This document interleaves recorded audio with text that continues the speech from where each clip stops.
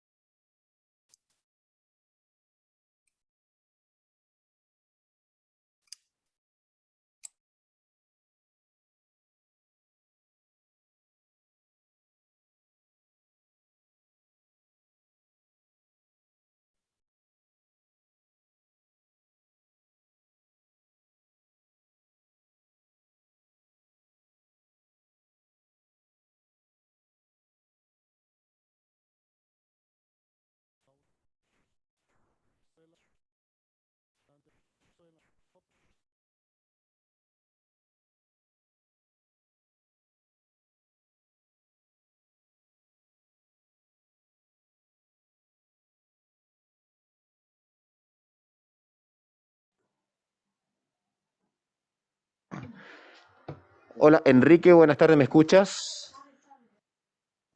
Sí, me escuchan, ¿no? Sí, te vi conectado, solamente es para chequear audio y video. Acá estoy, también me veo, pero es probable que yo esté en la oficina secretaria ejecutiva más rato. Sí, sí, perfecto, sí, estábamos solamente corroborando y chequeando. Muchas gracias. Muchas gracias.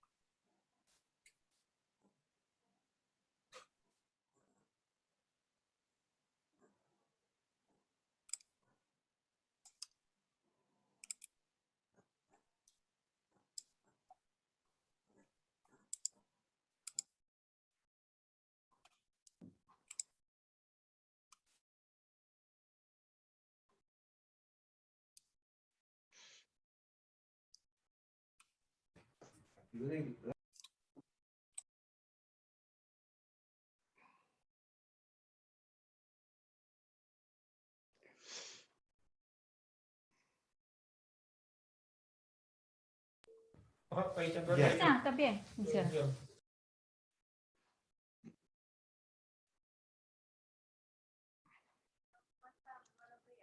Nancy, buen día. Estoy apareciendo como Nancy Silva. No sé, acabo de entrar y bueno, Si quiere cambiarse su nombre, no sé quién es, y está como Nancy Silva, puede ir a su nombre, le da clic en More, y abajo dice Rename, o me dice su nombre y yo se lo puedo cambiar. espera un segundito. Mire, sí, yo soy el director de la Agencia Peruana de Cooperación Internacional, José Antonio González, si fuera tan amable. Ok, José Antonio González. ¿Con José Antonio dos González, zetas? APSI, ponga usted APSI, José Antonio González, por favor. Bienvenido, señor Porque aparece González. como... Sí, ¿qué tal, Karen? Aparece como ¿Cómo Nancy está? Silva, sí. Listo, Sí, ya ahora se lo cambiamos. Gracias. ponele APSI, Rafa, por favor. También. APSI. Hola, buenos días. Por APCI. acá, Cristian, Hoy. director de la ACCID, AGCID. No sé si lo escucharon porque estaban en... ¿Me escuchan? Sí, sí, lo escuchamos. Es una sigla muy fácil, ¿no? A, G, C y latina de Sí, deme unos segunditos, Gracias. Acá te lo mando por el chat. Creo que no puede. Vale, gracias. Vale, para todos los panelistas que estén como asistentes, se le enviará una invitación para que se unan al panel. Tienen que aceptarla para poder pasarlos, ¿ok? Muchas gracias. Ya le cambiamos los nombres a los que solicitaron, ¿vale? Gracias. Ahí, por ejemplo, ya está abierto.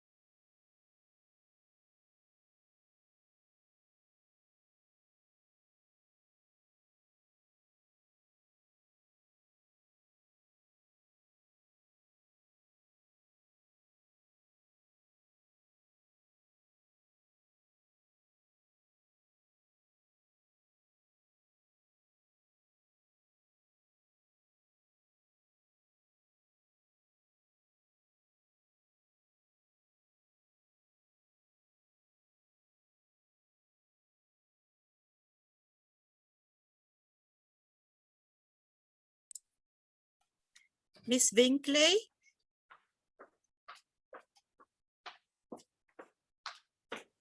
Yes. Good morning. Sorry for the delay. No worries. Thank you. You have a problem with interpretation you were mentioning? I think it might have been because it was before 9 o'clock and the interpretation Yes. on yet.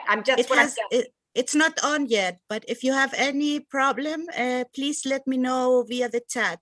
Thank you so much. I'm sure it'll be fine. I'm seeing English that I clicked on it and I'm seeing English displayed. So I'll be patient. Thank you. Okay, perfect. Thank you. Uh-huh.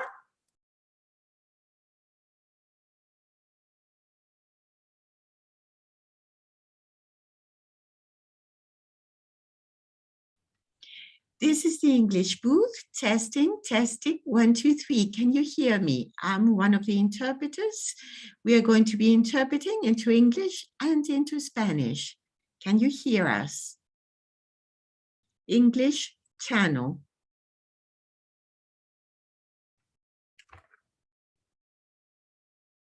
Good morning. Good morning. This is the English channel. Can you hear us? We are the interpreters.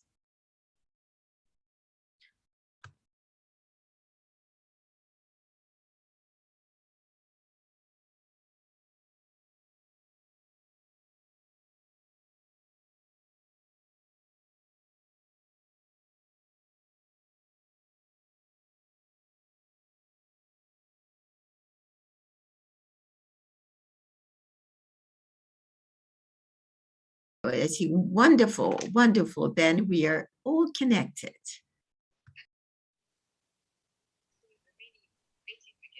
And we'll start as soon as the meeting starts.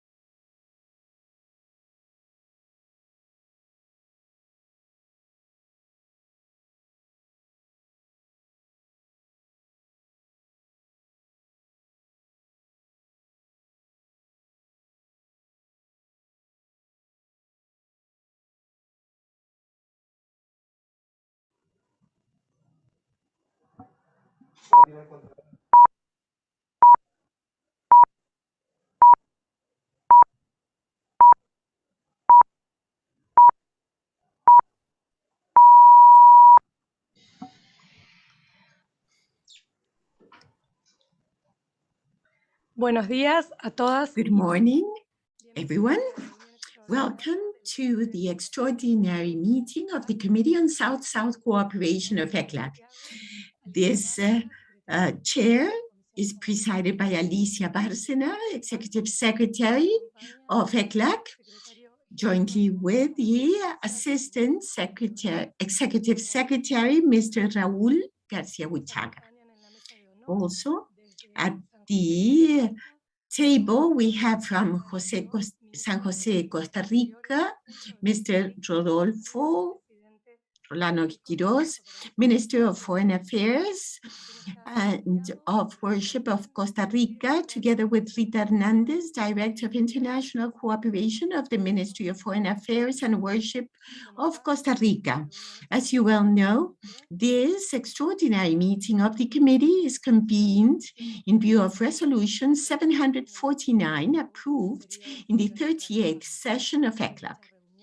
In that meeting, the resolution and countries approved the chair of the presiding officers of the committee to convene an extraordinary meeting of the Committee on South-South Cooperation outside the session of ECLAC in order to examine and improve its operation, including the need of introducing institutional changes in order to formulate recommendations to the Commission on certain deliberations. We welcome all delegations and firstly, and to begin the meeting, I would like to recognize Alicia Bárcena, Executive Secretary of the Economic Commission for Latin America and the Caribbean, ECLAC.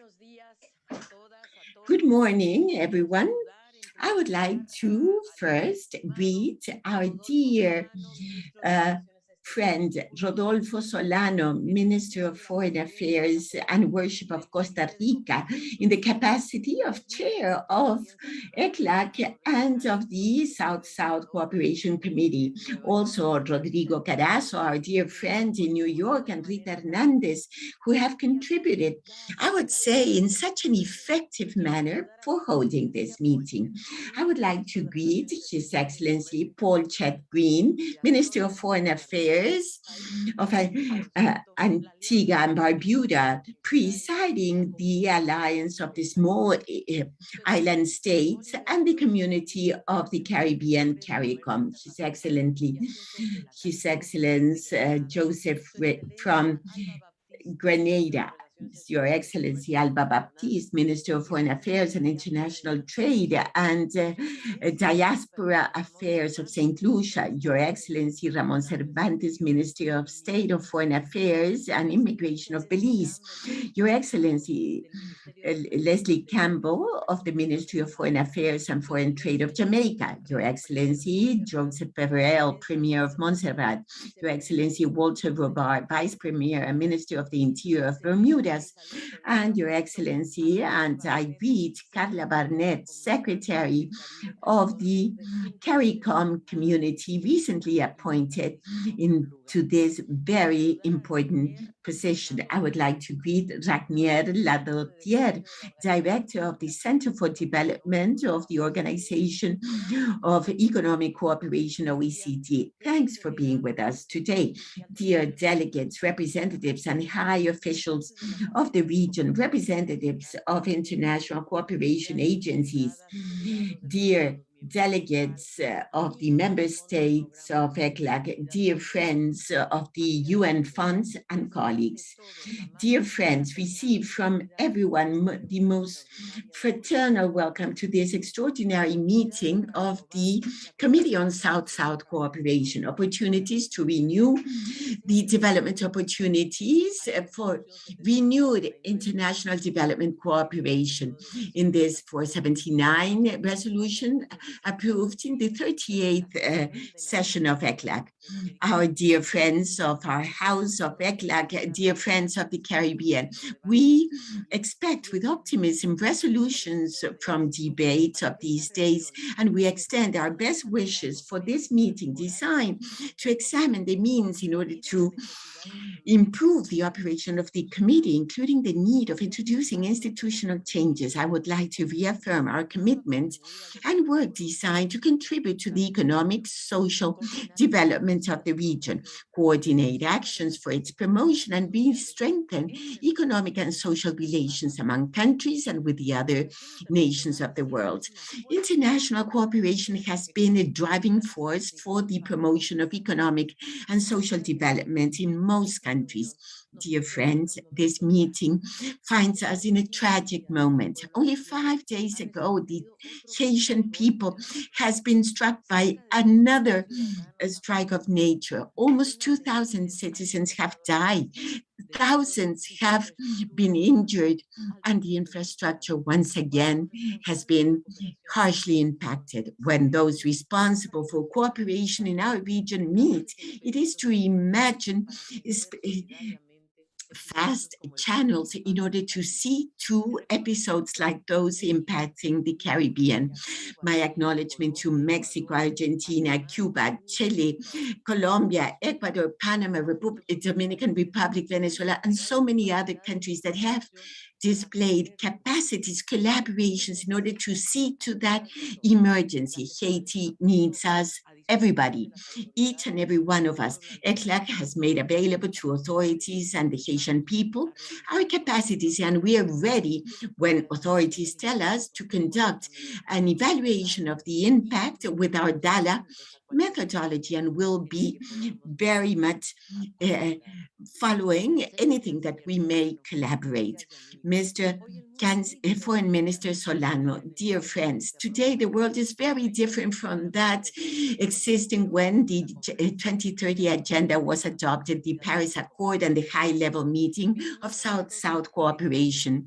We are living in moments of tremendous uncertainty with an unequal access to vaccines and health services, unequal growth, a stagnation of salaries, geopolitical tensions, uncertainty are ever greater, have been ever greater in recent years, and have challenged developing models that both developed countries and our developing countries have followed for decades. Structural growth gaps have been accentuated, inequality, informality as well, with high poverty and frailness of social protection systems. Look, our region has been one of the most struck developing regions, with 8.4% of the world population. It has 21% of infections and 33% of mortality. And in socioeconomic terms, it has been struck losing or dropping in 2020 its GDP to minus 6.8%. And although it's true that in 2021 we'll recover in 5.2%, and in 2022 2.9% growth, this growth will not be enough to recover the level of GDP of 2019 in most of the countries, neither employment, unless even in the case of women. The rate of female participation dropped 51% in 2019 to 46% in 2020. And this places us at levels equivalent to 2002. So those that have been most hurt by the crisis. Also, youth, adolescents, boys and girls, because more than 267 million students lost 1 year of schooling, and with a tremendous impact on learning. In fact, today we are very much alert because there is a risk that 3.1 million boys and girls drop out from school. And also we observe 5 years backwardness in the reduction of the adolescent rate and an increase of domestic violence. In food security, the region has lost 25 years progress. We have 41% of people in moderate food uncertainty or severe, and 9% of hunger, equivalent to 60 million people, with the highest impact on Caribbean economies. The climate crisis is serious. According to the report presented by the World Meteorological Organization, 2020 was one of the warmest years ever known in Mexico, Central America, and the Caribbean, and the second warmest year in South America. The Chilean, Argentinian, Andes and glaciers have set back in the last decades, and we face an intense drought in marshlands. We have insisted on measures related to climate change. Our region contributes only with 8.3% of global emissions, Caribbean with 0.3%, and however, it's highly vulnerable to its impact. In the last 30 years, natural disasters in the Caribbean were tripled, and economic losses were multiplied by 5. The destruction of the hurricanes Maria and Grace in 2017 resulted in losses with 25% of GDP in countries like Dominica. Adaptation is urgent, and international community should promote financing for aid.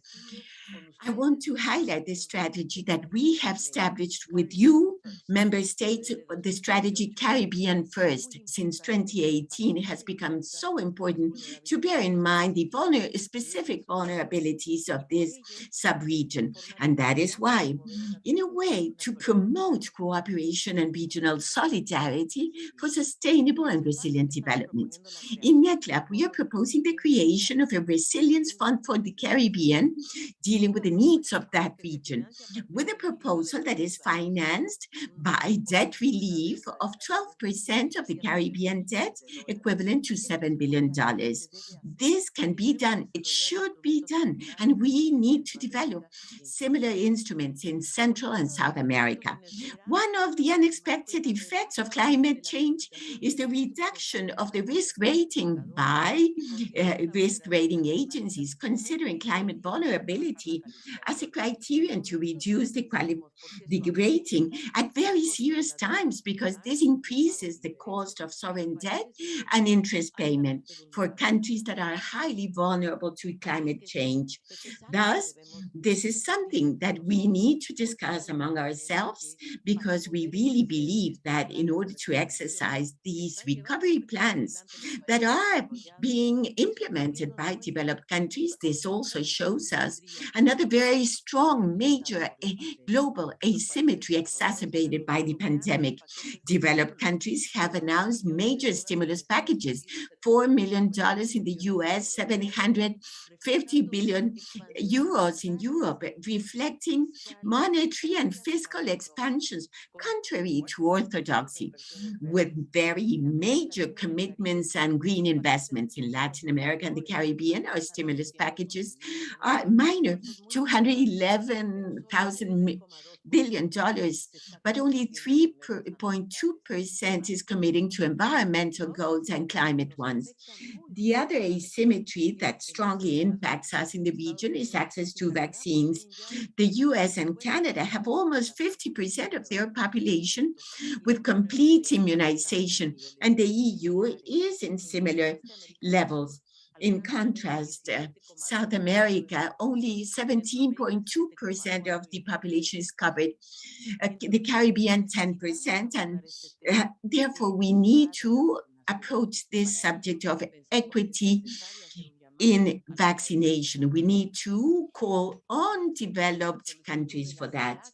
In ECLAC, in ECLAC and CELAC, they're developing the integral plan of health insufficiency to promote the distribution of vaccines in the countries of the region to reduce external dependence. We will submit this proposal in the next meeting of heads of state on September 18th in Mexico City. In this complex global scenario and regional one, solidarity and regional cooperation are key in order to rebuild better and with more equality and sustainability based on robust social pacts that will strengthen, in fact, and make citizens' participation strengthened with democracy and governance.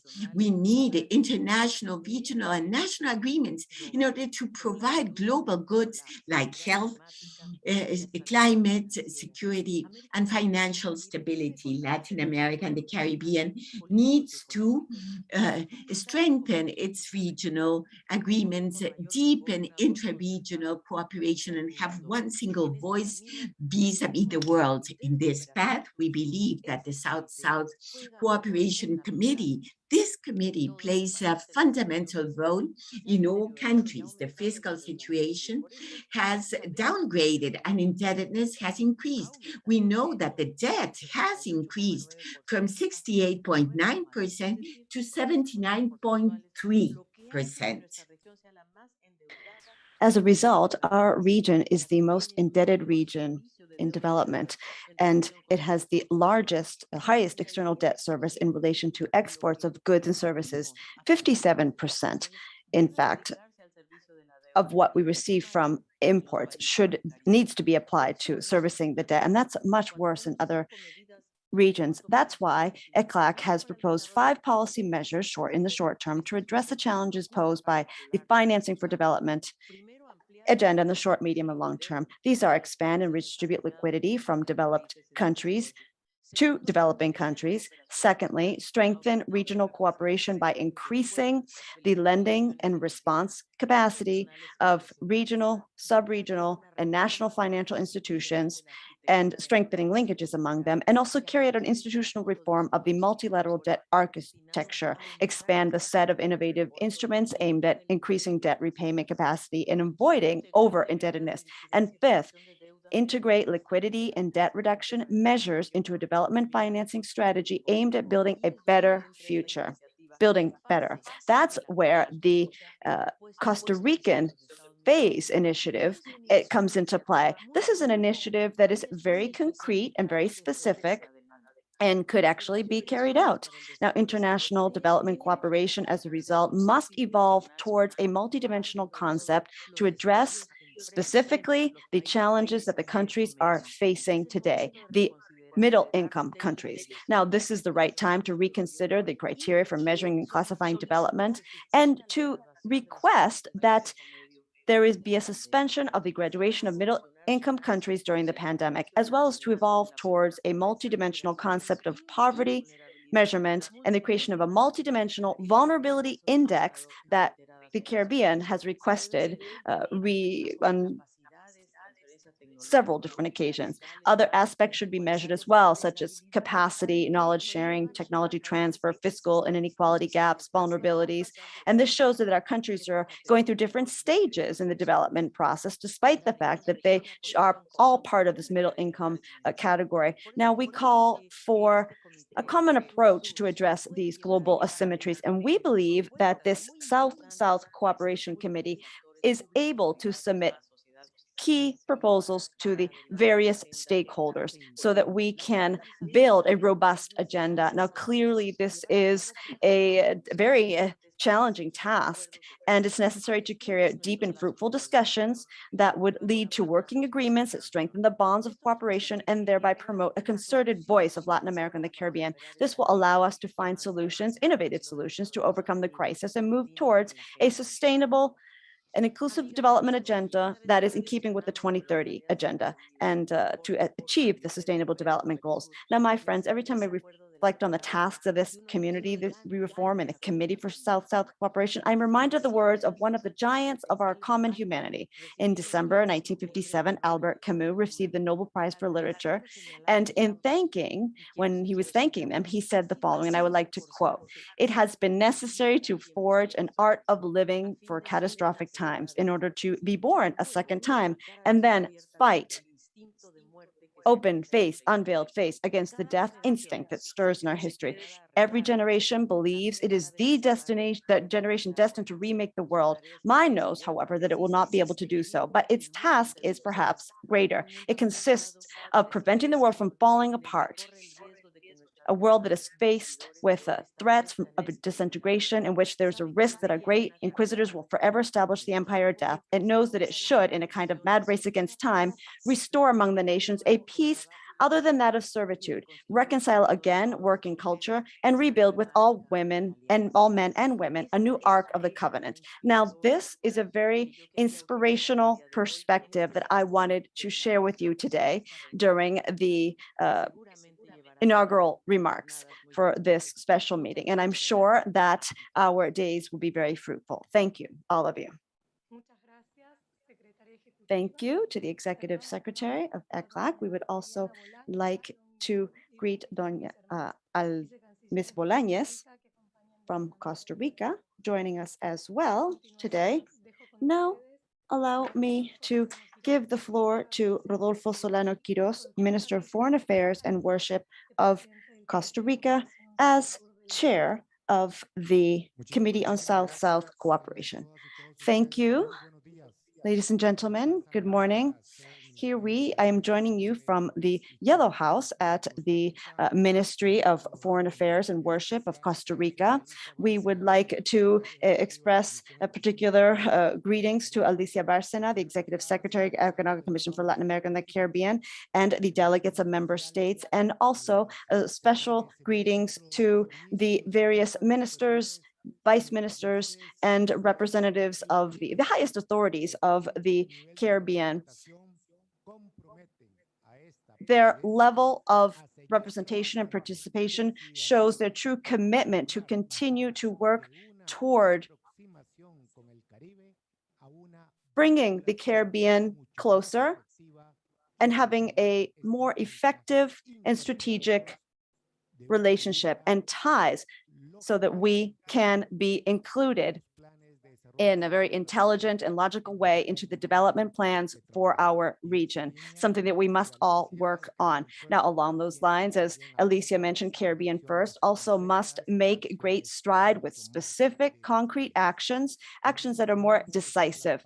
We would also like to echo the remarks regarding solidarity with the Haitian people. At the same time, we know that the international community has been able to respond, but we would like to see a more efficient and effective response. Over the last 72 hours, in fact, we have seen how traditional democracy is giving way to the political will of our leaders in order to implement immediate cooperation plans. That is why we specifically commend the efforts carried out by President Piñera, Cortés, and Alvarado from Costa Rica, who in less than 24 hours, with clear political decisions, joined the efforts and were able to provide a significant contribution to meet the Haitian people's needs. So, dear friends, the second half of the 20th century has allowed us to show how truly important and relevant international cooperation is. This has enabled, and referring to the bilateral, multilateral nature of this, and at the end of the Second World War, this has allowed us to set aside the major armed conflicts. So since then, we have enjoyed relative peace. Possibly this is due to the fact that through the UN and the various regional and international mechanisms, we have been able to shape and make operational certain concepts such as help for development. And thanks to all of this, we have prevented certain structural gaps from affecting all of us, and these otherwise would have been very difficult to prevent. So as chair of ECLAC, Costa Rica has a certain responsibility to promote actions that are much more creative and innovative, because these hopefully will allow us to do away with the ancient traditional models. Now, this is a valuable opportunity for all of us together to become passionate and infected, if you will, with this new vision. And also together with responsibility, we will be able to meet the demands of the people from our region. If we would like to simplify, we could say that international cooperation is a sort of global compact. It's an ethical civic commitment that allows us to protect each other on behalf of, or in the name of stability, that calls for civilized, democratic, respectful environments that respect basic human rights, that will at the same time allow us to grow to benefit the most vulnerable sectors. But international cooperation, the cooperation required for the 20th century, is much more than that. It includes specifically South-South cooperation, in light of which the countries will be able to deepen the existing solidarity and reinforce their capacity, while also joining together their various talents. In very simple terms, this means going from an academic theoretical approach to a practical rollout of our responsibilities. Now, despite all of that, we know that no political or economic system has actually been able to resolve the underlying issue, which in the end is poverty.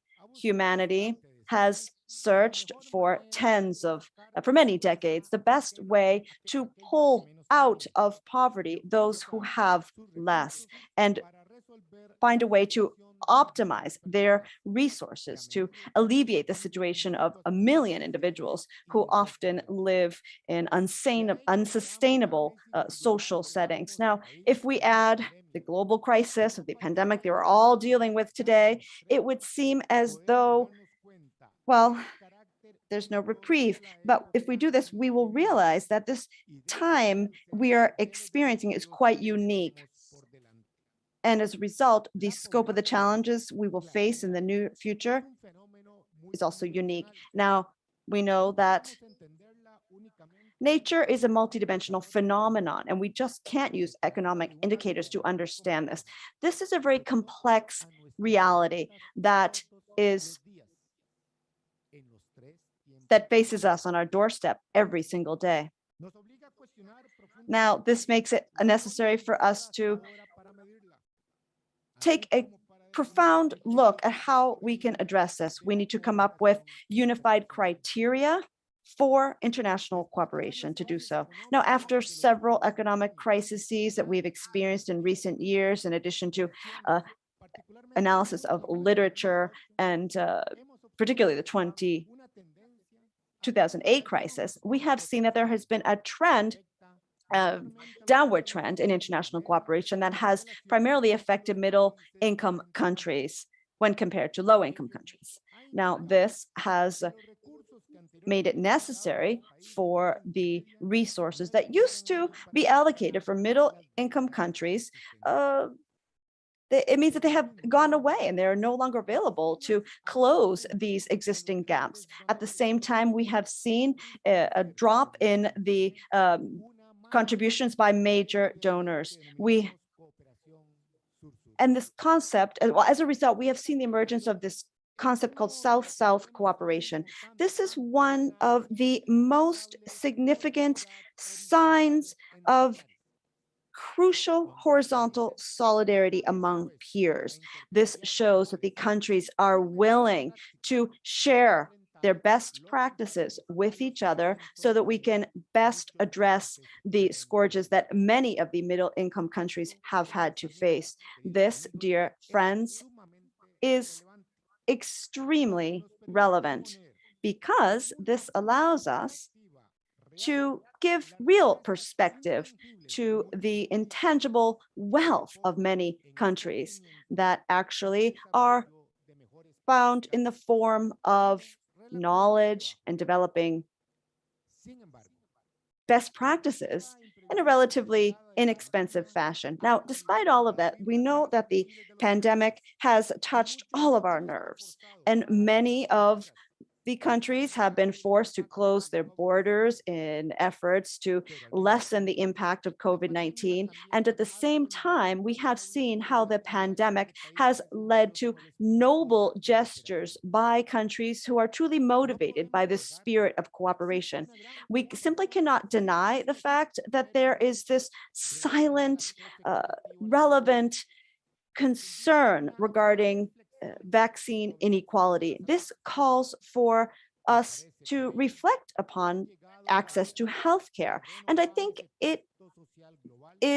we have reached the time is now to renew this social compact. We need to come up with a new definition of cooperation in order to ensure that the national healthcare systems will actually have the capacity to halt the advance of this pandemic and future pandemics for the benefit of all. Your well-being is my well-being. This is clearly something we have seen demonstrated during the pandemic. And we also have an interdependent world. We all rely on each other. This is something we often forget during going through the daily grind. But today, in the world we live in, the globalized world, absolutely, it has been made clear that we are interrelated. And today, now, at this crucial time, our people require that we act and be consequent with what we are doing. We in order to have innovative cooperation that's fresh and more unified, and that actually takes into consideration factors that go beyond economic factors, Costa Rica has proposed from within the chair of ECLAC's Committee on South-South Cooperation, Costa Rica has proposed that we go beyond and we seek a new measurement narrative that is based on two key factors that have an effect on development and that clearly show that we are vulnerable. The idea is to ensure that these issues, these factors be addressed with the urgency they require, and so that we will be able to attain the Sustainable Development Goals and the 2030 Agenda. Now, for the countries within the Latin American and Caribbean region, this is what we desire. Now, dear friends, measurements will only allow us to come up with a mono narrative. We have to better plan the actions related to international cooperation that we must implement. That is why, from the chair of ECLAC, Costa Rica has fostered strengthening our efforts regarding cooperation for development. It is crucial for us to have a unified approach. We must speak. We must have one single voice of a region when addressing this world that is being profoundly reshaped.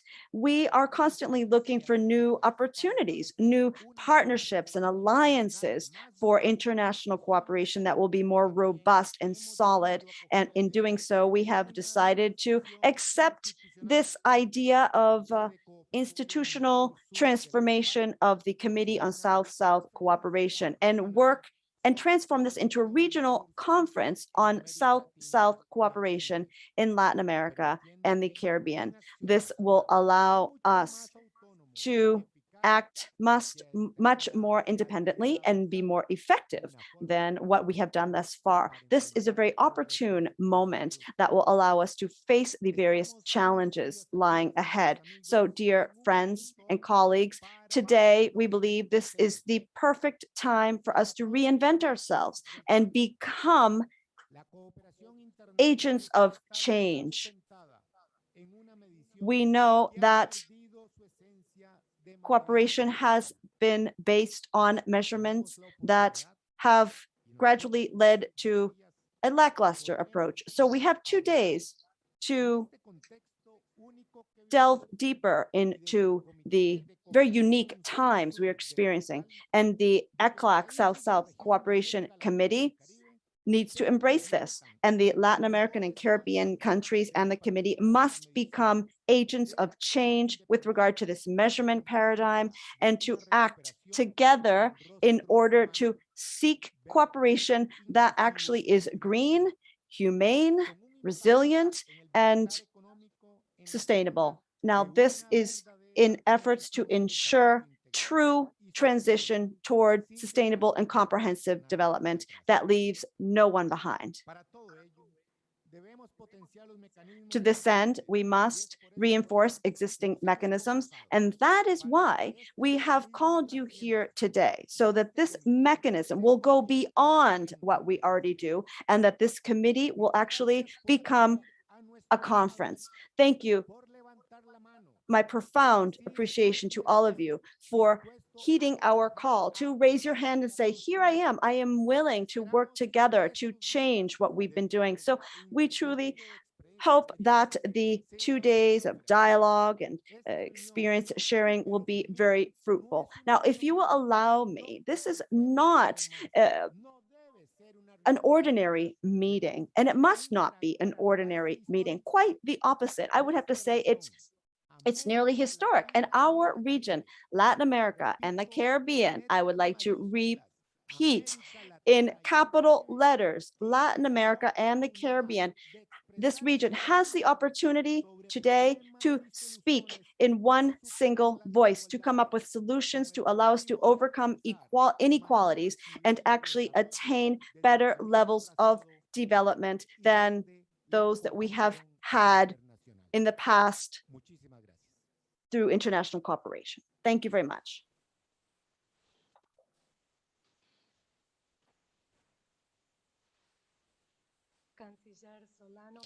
Chancellor Solano, thank you very much for your words. And now we must adopt the provisional agenda, LC/RECSS.2021/1, which was distributed electronically to the participants and can be found on the website. Delegates of member states, if you have no comments, we consider the agenda of the extraordinary meeting of the committee to be adopted, and I shall return the floor to the chair. Chancellor Solano, the floor is yours. Thank you. Thank you very much, Jimena. And now I will offer the floor to the delegations to hear your opinions.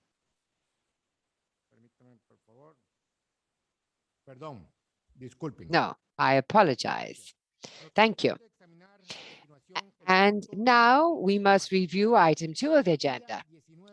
On July 19th, the ECLAC secretariat circulated the note by the secretariat entitled "From the South Cooperation Committee to the Regional Conference, Opportunities for Renewed International Development Cooperation in Latin America and the Caribbean." The context in which we find ourselves requires us to strengthen implementation of the 2030 Agenda, and one of the ways is through cooperation. The system of international cooperation is undergoing transformation with the same speed and depth as international reality. The new global context, with gaps deepened by the pandemic and its serious economic and social effects, makes it essential to strengthen institutions in the field of cooperation, improving the efficiency and effectiveness of its work and the implementation of its decisions.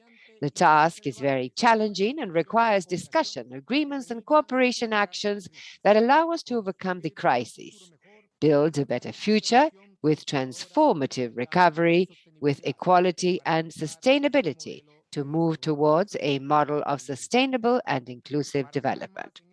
To elaborate further on these issues, I would like to ask the Secretariat of the Commission, Luis Yanez, to please present the respective note. Please go ahead.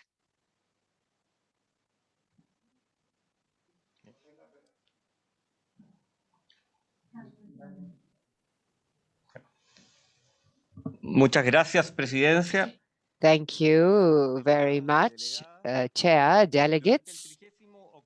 During the 38th period of session of the Economic Commission for Latin America and the Caribbean, ECLAC, held virtually in October 2020, the countries adopted Resolution 749, asking the chair of the directive of the presiding officers to convene an extraordinary meeting of the Committee on South-South Cooperation outside the usual framework as soon as possible before the end of the second semester 2021 in order to review its operation and the need to introduce institutional changes with a view to formulate recommendations by the Commission on those deliberations. In this context, the chair of the Committee on South-South Cooperation of ECLAC, on behalf of carried out by Costa Rica, prepared this note that we submit as an input for this extraordinary meeting. This subsidiary body goes back 40 years. In April 1979, during the 18th period of session of the Economic Commission for Latin America and the Caribbean, ECLAC, member states adopted Resolution 387, asking the Executive Secretary of the Commission to establish within the Secretariat the mechanisms appropriate to provide services directly responsible for promoting, giving information, and coordinating technical economic collaboration among countries and forming a cooperation committee among developing countries. And likewise, it was resolved that the issue of cooperation among developing countries and regions be examined within each period of sessions of the Commission by a committee of that period of sessions, prior consultation with governments in order to examine the cooperation activities at an inter-regional manner carried out by the Secretariat of the Commission with a view to formulate the measures pertinent support for driving forward this cooperation. And in this way, the Committee for Cooperation Among Countries was established and that met for the first time in May 1981 within the framework of the 19th meeting held in Montevideo. Resolution 8820 on economic and technical cooperation among developing countries and adopted by the General Assembly of the United Nations in December 2003. The developing countries and associates were urged to intensify South-South cooperation, given this contributed to the achievement of the internationally agreed on development goals. Likewise, all UN agencies and multilateral bodies were urged to intensify efforts in order to effectively include the use of South-South cooperation in the design, formulation, and the implementation of their programs, and consider the possibility of assigning greater resources, both human, technical, and financial, for these initiatives for South-South cooperation. In line with this, and by virtue of Resolution 611, adopted by the member states of ECLAC at their 30th meeting held in San Juan in 2004, the countries decided to change the name of a cooperation committee among developing countries and regions to the Committee on South-South Cooperation, and requested modernizing these strategic approaches by ECLAC in line with the new mandates and criteria adopted by the General Assembly of the UN. More recently, in 2009, the 2019, another meeting held in Buenos Aires on South-South cooperation, BABA plus 40, reaffirmed the key role of the UN agencies in promoting South-South and triangular cooperation for development, sustainable development within the context of the 2030 Agenda for Sustainable Development. And likewise, since then, and within the UN system, various efforts have been carried out in order to strengthen South-South and triangular cooperation to achieve these sustainable development goals by means of support and facilitation of dialogue on policy, the promotion of technical assistance, regulatory support, the development and strengthening of collaboration partnerships, and the exchange of knowledge, the active participation of multiple stakeholders, and the mobilization of financing for development from all sources.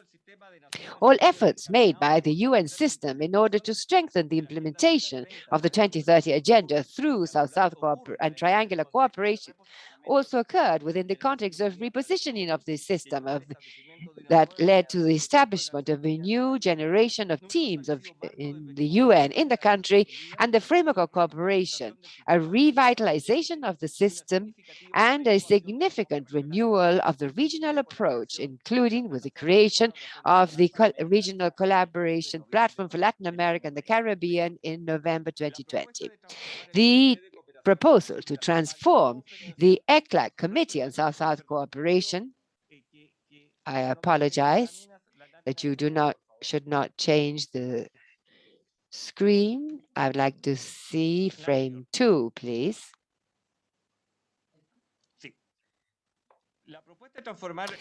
The proposal to transform the ECLAC South-South Cooperation Committee came about after the second high-level meeting on South-South cooperation, BABA plus 40, and discussing the relevance of this pointed out by the countries of Latin America and the Caribbean, for example, at the 37th period of sessions of ECLAC held in 2018 in La Habana, and the 38th meeting of ECLAC in October 2020, The chair of the South-South Cooperation Committee was requested to convene this meeting.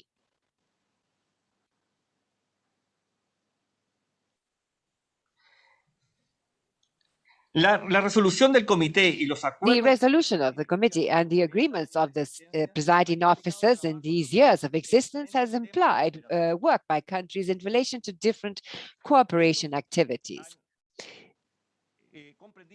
These have encompassed various spheres, strategy and development agendas, innovation, and strengthening of strategic approaches to South-South cooperation, analysis and proposals regarding new ways of financing these changes, design of studies and indicators reflecting the reality of countries of Latin America and the Caribbean and their needs, so that the middle income criteria no longer be an impediment for taking part in official aid for development.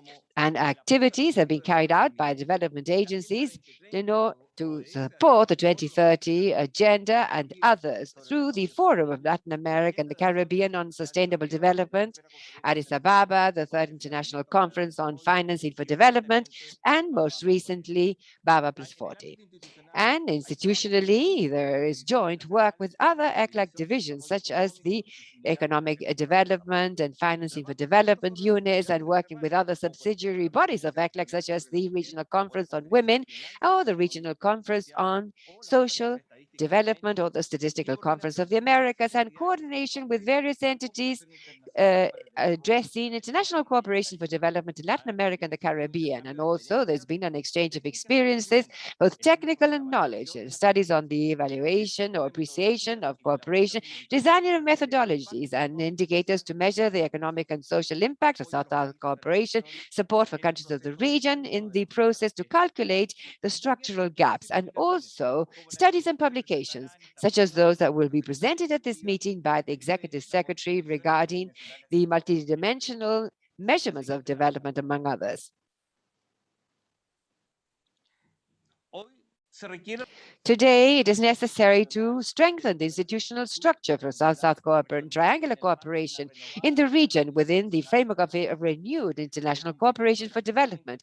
Meeting the 2030 agenda requires international cooperation. For this to be effective, SDGs can only be met with cooperation. In 2019, the final document, BABA Plus 40, recognized the role of regional commissions to support South-South cooperation initiatives and triangular cooperation that, according to the mandates and bearing in mind the reform of the UN system for development and the strategy for the entire UN system on South-South cooperation and triangular cooperation in favor of sustainable development, recognizes the key role of regional commissions in the progress of South-South and triangular cooperation. And so it is necessary to have a change in the work modalities of South-South cooperation in order to reflect in this new status the centrality of this topic for the countries of Latin America and the Caribbean.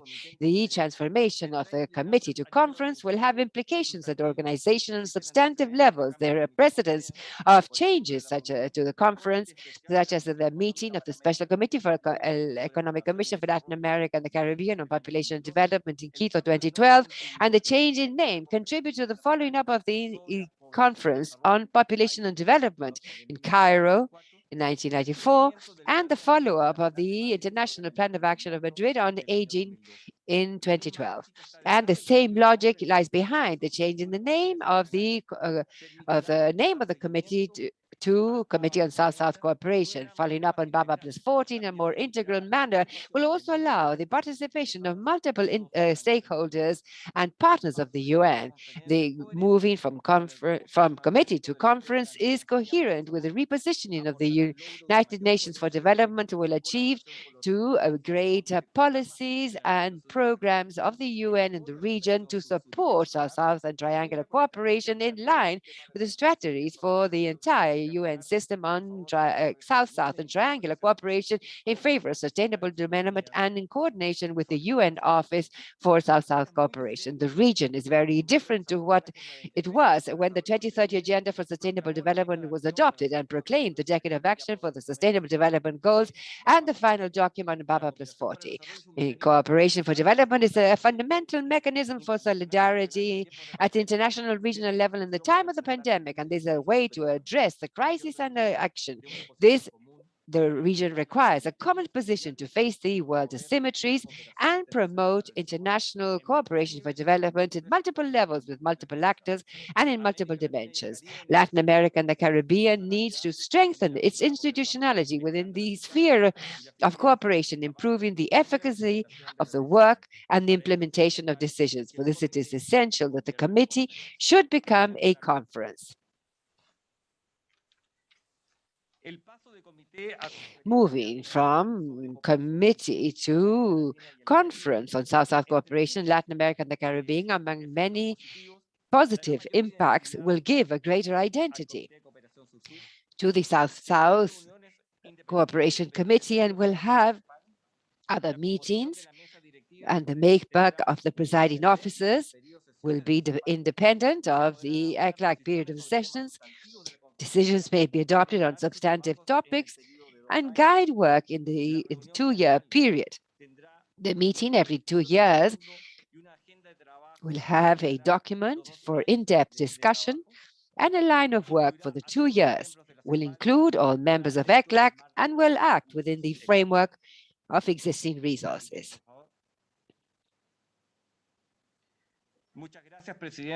So, thank you very much, Chair, distinguished delegates. This has been the presentation of the notes by the secretariat. Thank you very much, Enrique, for this presentation. And so we see the convenience of this proposal.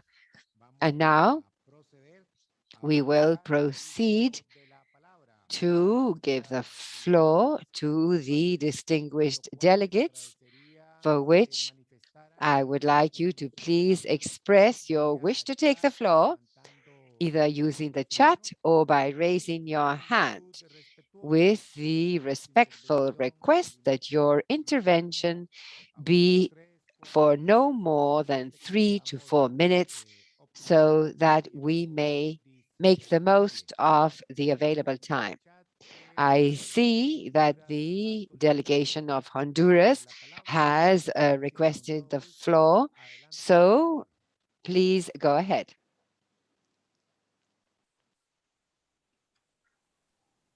Buenos días. Good morning.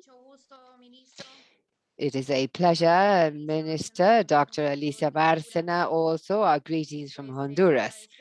And well, we thank you for the presentation of the conceptual note, clearly detailing the transition from moving from a committee to conference and how it would be working with a greater autonomy on this very relevant topic for the region. It is very relevant that the countries of Latin America and the Caribbean that have South-South cooperation be reflected more robustly and strengthened via a conference, and this will give the topic more relevance in order to carry out these joint actions that are necessary in a multilateral space. In this step, moving from committee to conference would greatly contribute to the harmonization of coherence of policies and positions before UN agencies and programs in the region in support for South-South and triangular cooperation. And we believe it is very important that the conference may reflect in its title that it is on South-South cooperation. And so therefore, we suggest the inclusion of this. And one example could be regional conference opportunities for renewed international development cooperation in Latin America and the Caribbean. Thank you. That would be my intervention. And so thank you very much for your attention. Thank you very much to you, Karen, for this very valuable contribution. We take note. Now, there is a request from the regional representative from ILO. Please, the floor is yours.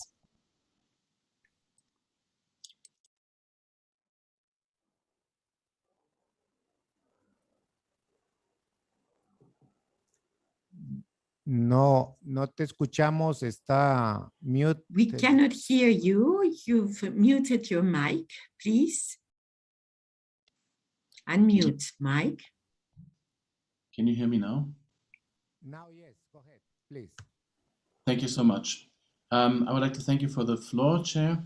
Excellencies, ladies and gentlemen, on behalf of Vinicius Pinheiro, the ILO Regional Director for Latin America and the Caribbean, I would like to thank you for inviting the International Labour Organization to this important meeting. I recognize many of our partners to be presented in this meeting, and I would like to use this opportunity to thank them for their support and the strong partnerships we have been building here in the region. For many years already, ILO attaches utmost importance to South-South cooperation. The principles guiding South-South cooperation, such as respect for national sovereignty and ownership, equality, solidarity, non-conditionality, and mutual benefit, are principles that the ILO strongly endorses.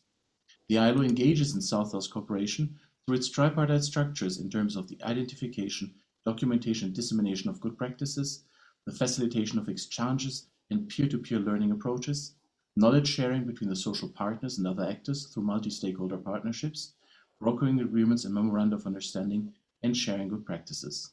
In pursuit of its South-South cooperation strategy, the ILO uses the potential offered by South-South cooperation to advance its mandate for advancing social justice and decent work, embodied in its decent work agenda, and to generate the capacity to identify opportunities for and implement South-South cooperation by drawing on its tripartite constituencies' experience and needs.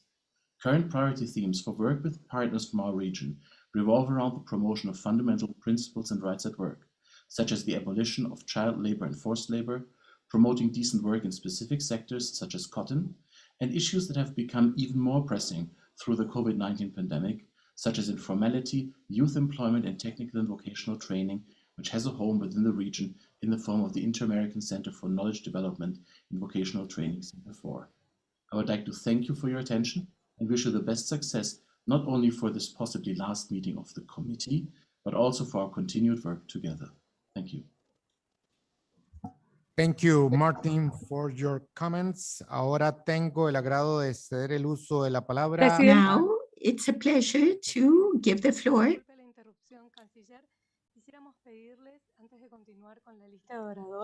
Before continuing with the speakers, please, the panelists that are requesting the floor, please. In your screen, you'll have a sign you need to accept to move from attendee to panelist. And if you say okay, you will be enabled with the mic and video. So please remember that, so that as you introduce them, they can take the floor. Thank you. Sorry for the interruption. Thank you, Jimena. In the list, we have Mexico, Argentina, Peru, Brazil, El Salvador, Colombia, and Paraguay. Please take note of that. I now recognize the delegate from Mexico. Thank you, Mr. Minister. Good morning, everyone. Mexico thanks the chair of Costa Rica for this initiative and to the ECLAC secretary for the presentation. It's clear that it's convenient to turn this committee, South-South Committee, into a regional conference for South-South cooperation in Latin America and the Caribbean in order to renew and strengthen its activities and thus promote more vigorously a greater cooperation for development in the region through South-South and triangular cooperation, and with other regions of the world. We likewise consider that this is the perfect time to implement this change, given the very important impacts and challenges presented by pandemic COVID-19 to all the countries of the region and the world. Convinced that only through solidarity among countries, international cooperation, exchange of experiences, and strengthening of our institutions, may we find common solutions in order to rebuild better in an inclusive, sustainable manner, leaving no one behind. I'd like to take the opportunity to thank Brazil for your very appropriate observations to the annex to this note of the Secretariat of ECLAC that strengthened its content. Thank you very much, Brazil. Thank you, Maria Elena and Mexico, for your participation. Now I invite the delegate of Argentina, please. You have the floor. Thank you, Chair of Costa Rica. Thanks to Secretariat of ECLAC for sharing this note. Referring to the circulated note, that is moving from committee to regional conference, opportunities to renew international cooperation for the development of Latin America and the Caribbean, we would like to state the following point. It is most appropriate because in this world context with great gaps due to the pandemic affecting our region and the Caribbean, we are forced to seek mechanisms to strengthen the institutions of cooperation, improving effectiveness and efficiency. Argentina shares that criterion that the changing of status from committee to regional conference would assign greater time to meetings and to building consensus. Also would provide more autonomy to the subsidiary body of ECLAC. Also, this change would allow the presiding officers to have its own identity, more visibility and capacity in the topics involved regionally and globally. In the conference of Buenos Aires, PABA plus 40, it reaffirmed the key role of the system of the UN and South-South cooperation, urging the UN to maintain the support to the regional and sub-regional conferences as facilitators of partnerships identifying inclusive development strategies. Likewise, it is recognized that given the mandates and focus on regional development, the regional commissions play a key role in promoting South-South and triangular cooperation in association with other development agencies of the UN or systems. Also, we need to reconsider criteria of measurement and re-rating or reclassification of development, the concept of middle-income countries, graduation, measurement of poverty, and creating a multidimensional index. In this framework, all the proposals designed to strengthen the role of South-South cooperation can be found as a key tool to strengthen a sound link among the countries of the region horizontally and thus leveraging national capacities. Thank you. Thank you for your participation. Now I invite the delegation of Peru. Please. Thank you, Mr. Chairman. We greet this extraordinary meeting of the South-South Committee of ECLAC, a greeting that we extend to the distinguished chair of Costa Rica, colleagues and vice presidents of Argentina, Cuba, Jamaica, and Mexico, to all the participating delegations, and to the executive secretary of ECLAC. I'd like to start this brief intervention reiterating that international cooperation is in a complex scenario marked by the profound economic and social impact of the pandemic, affecting the implementation of the 2030 agenda, intensifying persisting inequalities of our region in spite of the progress of the last 2 decades. For that reason, as I have said in our country at different regional and global fora, we need to continue strengthening multilateralism and empowering regional agencies with clear and firm mandates and commitments in order to promote cooperation initiatives to support the efforts of the countries of the region in approaching and addressing the changing challenges and world scenario. With this premise, we consider that in the framework of ECLAC, we need to strengthen international cooperation situations and guiding them to results or target meeting with the channels of coordination, articulation, and follow-up that will allow to build and implement concrete cooperation proposals for the development of the region. We need to be ready to generate added value and possible results in the cooperation for development, giving greater fluency and autonomy to their decision-making process and to their relations among countries and different development players, at the same time being very consistent with the actions adopted within the framework of the High-Level Committee of South-South Cooperation of the UN. Peru understands that the initiative of renewing the South-South Cooperation Committee as a regional conference, it will strengthen an institutional infrastructure in line with the final document of the second conference, high-level conference, and in consistency with the repositioning of the UN system for development and its relations with the UN Office for South-South Cooperation. For those reasons, we express our agreement with the initiative that goes beyond the change of name. In our view, it should turn into a regional space that will adequately reflect the relevance of international cooperation for the development of Latin America and Caribbean countries, and in the achievement of the 2030 agenda, also endorsing the commitments of PAVA plus 40 in this context of pandemic and COVID-19. Thank you, Antonio, for your participation. Now I invite the delegation of Brazil. Please go ahead.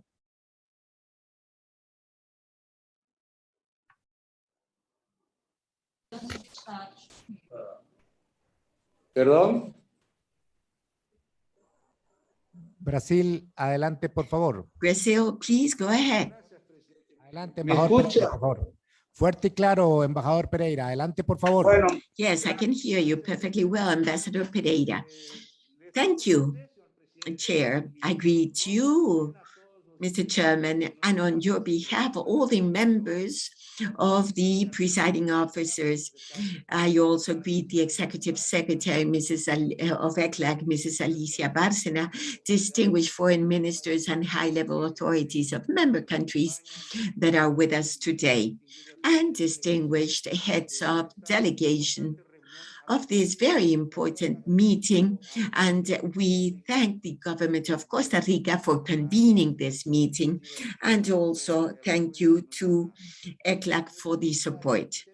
If you allow me, Mr. Chairman, to take into account the words of the Executive Secretary of ECLAC and say that Brazil also joins in the effort of the region in order to support Haiti in this very tragic situation experienced by the country. President Jair Bolsonaro sent a humanitarian aid mission that will leave on Sunday and go to Port-au-Prince, and with rescue teams, medical teams, and also nurses and medications and materials and goods donated from Brazil to Haiti. I want to set this in the record, Mr. Chairman. Also, I wanted to say that Brazil understands that the main reason for establishing this South-South cooperation and triangular cooperation is to offer member countries, as it has been said by previous members, a more qualified and adapted instrument, adapted to our present times, for ECLAC to fully complete and meet the resolution of 1948 of the Social and Economic Council of the UN, and I will read the paragraph set forth, paragraph number 2 of that resolution that is very current, I would say, Mr. Chairman, saying that the activities, especially towards the study and seeking of solutions of problems arising in Latin America from world economic maladjustments. Y nosotros sabemos que la pandemia, una de sus consecuencias más actuales es justamente el conjunto. We know that the pandemic is precisely a set of economic maladjustments in developed or developing economies, deprived from the elements necessary in order to face that effort of reaching and fighting against pandemic. World economy.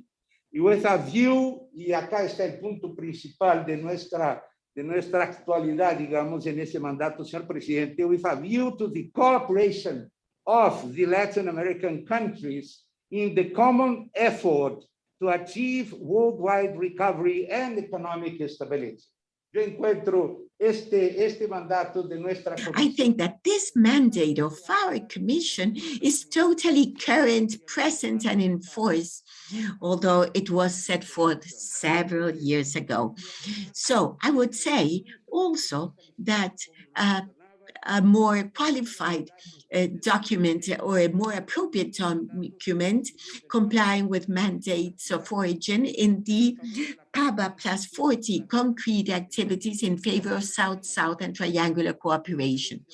There are many topics of interest for member states, and they may be addressed within the work of this future regional conference if they are converging with these main attributions I've mentioned. Brazil also refers to the debates that were held in October 2020 in the 38th session of ECLAC, when the proponents of this transformation, and we thank the proposal, the South-South Committee, Cooperation Committee, has affirmed that the new body would have the same budget and attributions of the present committee, aspects that are key for this debate, we believe, in Brazil. And therefore, with all this background information and in the light of this new spirit, and of course, with all the previous comments in this matter, Brazil may continue and will continue the consensus that will be reached in this meeting of today on the proposal of institutional transformation that I have just mentioned, as set forth in the document that we will approve. And we thank to the Executive Secretary of ECLAC and the Chair. We want to say that we consider absolutely significant that South-South and triangular or trilateral cooperation continue in the main focus in the activities of this new possible regional conference on South-South cooperation. The title of this conference will convey this message to the public at large, and therefore we are willing, and Mr. Chair, as the Mexican delegation said, Brazil has a solidarian and constructive spirit supporting this proposal and its suggestions to adapt the language for the agreements that we will adopt. And with that, solidarian and positive spirit of contribution to the regional process, we are willing to work under your leadership. Thank you very much. Thank you, dear Ambassador Pereira. And we acknowledge the valuable contributions that Brazil has made to enrich the proposal, and we are fully convinced that we will progress with the support of all delegations and all the input provided by Brazil. Now I invite the delegation of El Salvador to take the floor. Thank you, Chairman. It's a pleasure to meet you, Carla de Palma from the International Aid Association. Greetings to the Vice Minister and Foreign Minister. I would also like to greet Alicia Bárcena, Executive Secretary from ECLAC, and the other ministers and other representatives from the member states, and special greetings to the directors of aid agencies. Thank you very much. We are very appreciative as well to Costa Rica, to the Ambassador Rita Hernandez, for all of the work carried out with regard to South-South cooperation within this context. Costa Rica has shown that we have been able to hold more frequent meetings and that we can work closely with ESCO, the Salvadoran Agency for Aid. And we believe as well that institutional strengthening could be improved through this context, because we believe that partnerships and knowledge and the contributions of all the various countries will be further reinforced because of the decision to turn the committee into a conference. And through a UN mandate, there's also support for this. They have endorsed this. We understand that the countries are also supporting this through South-South cooperation and through other contexts where we join efforts. The UN families, UN agencies, ECLAC, and other organizations play a key role. I would like to mention that from within the Salvadoran Agency for Cooperation, we are willing to contribute to South-South cooperation, and we request that you consider us as a country as well, as a nation that will be able to contribute to your work, your teamwork, and ECLAC. Thank you. Thank you, Carla, for your remarks and for your commitment and the support you have provided thus far. Following the list and requests for the floor, we have Colombia, Paraguay, Barbados, Uruguay, Chile, Guyana. That is the current order of individuals requesting the floor. Allow me to yield the floor to Colombia. Thank you to all of you present. Good morning. Special greetings to Alicia Bárcena, members of the presiding table, presiding officers. And in fact, in Colombia last year and this year, we have participated in the various opportunities that the committee has provided, and allow me to make the following remarks. First of all, once again, I would like to commend Costa Rica for the hard work and its capacity as chair of the commission, and for this reform. This is essential to address the more pertinent issues of international aid for development and triangular cooperation, and specifically bearing in mind the multidimensional challenges that we have all faced in Latin America and the Caribbean. This has been mentioned several times. Colombia is in agreement with the proposal to change the committee to a conference. This will be helpful for all of the member states, and we will have greater time and independence to address international cooperation in the region. We also believe that this changing the format to a conference will allow for real resources and aid. And also this is particularly important bearing in mind the various limitations that the countries face in terms of budgets. Now, despite that, it is important for Colombia to make the next comments. Now, with regard to the conceptual note, and specifically with regard to the nature and the objectives, it has been made clear what these are. And so we would like to request that you include North-South cooperation and other aspects, and not just exclusively refer to South-South cooperation. It's a nominal change, but as mentioned, there's a more general vision, general approach for for integrating other types of cooperation. It's important to mention that. Also, we would like to mention that once the change is made operational on a daily basis, that's when we will have more experience with regard to the operations of this body. I would also like to point out key aspects such as the change in the nature, and obviously the aspects need to be taken into consideration.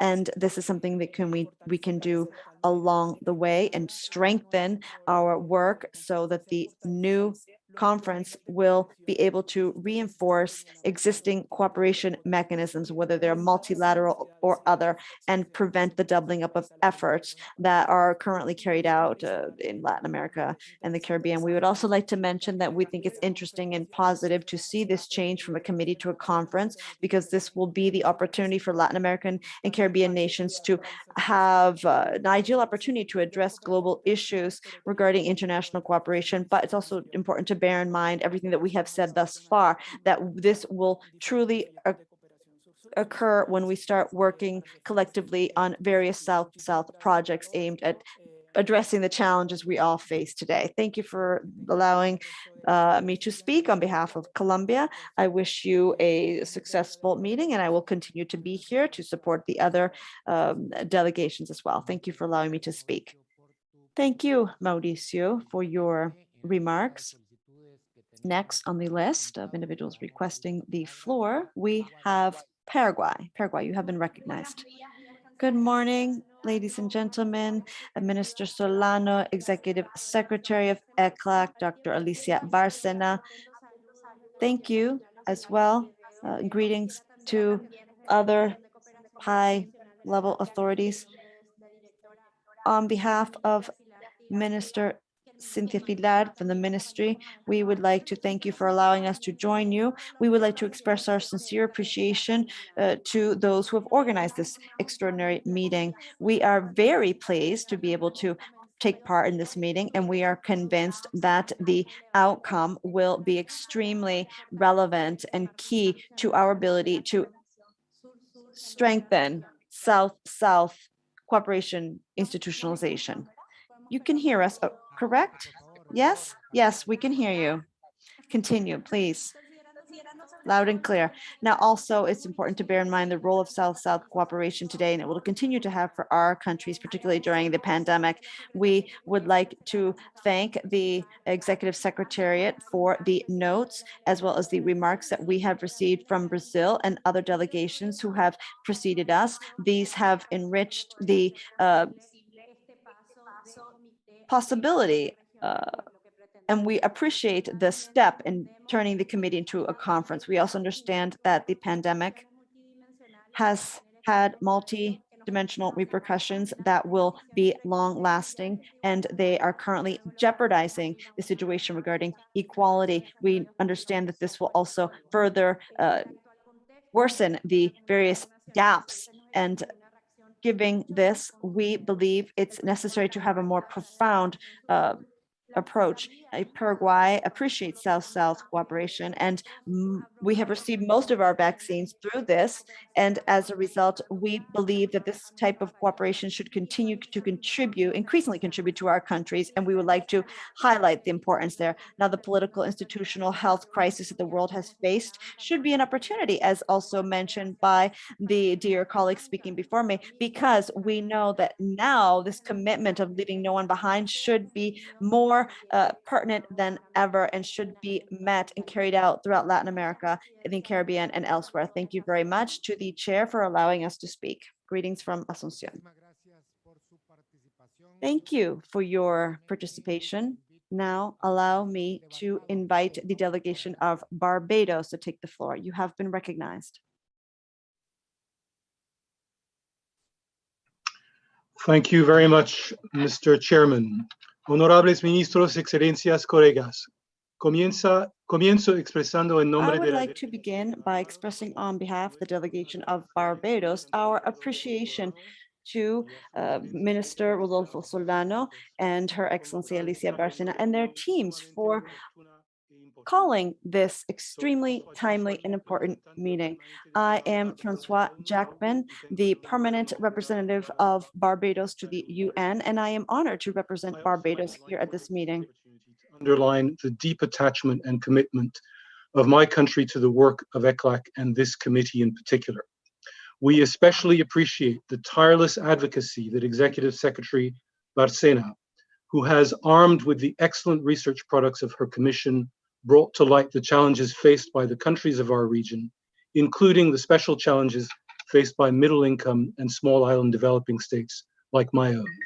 This point was also highlighted by you, Mr. President, in your opening remarks, and this is a point to which my country is deeply attached. Today's meeting continues to develop the momentum coming from the BAPA plus 40 Plan of Action, as well as from the 20th session of the UN High-Level Committee on South-South Cooperation, which was addressed by my Prime Minister, the Honorable Mia Mottley. The institutional transformation we are discussing today has the potential further to unlock extraordinary South-South cooperation within the region at a time when it is, as we have all said, needed the most. This could be an example of building back better in a post-COVID world. For the record, Barbados supports the proposal, and we thank the teams and delegations that have been working on the documents to bring this idea into reality. In my own country, we have been the beneficiary of one of the most remarkable programs of South-South cooperation through the presence in Barbados of Cuba's health brigades. And I take this opportunity to say to our Cuban brothers and sisters how much this has been appreciated.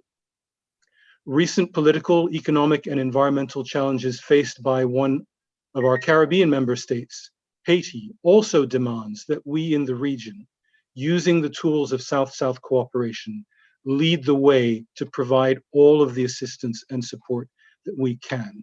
This is the horizontal solidarity of which you spoke earlier, Mr. President.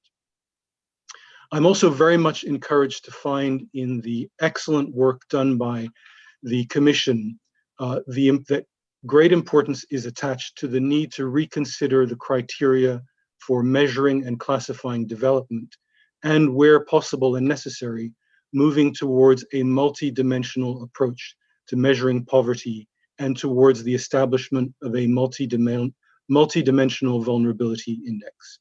For countries like mine, as you know, this is of the highest importance. Finally, Mr. President, I wish to close by noting that Barbados will be hosting, albeit virtually, the upcoming 15th meeting of the UN Conference on Trade and Development, UNCTAD 15. This will take place in the first week of October of this year.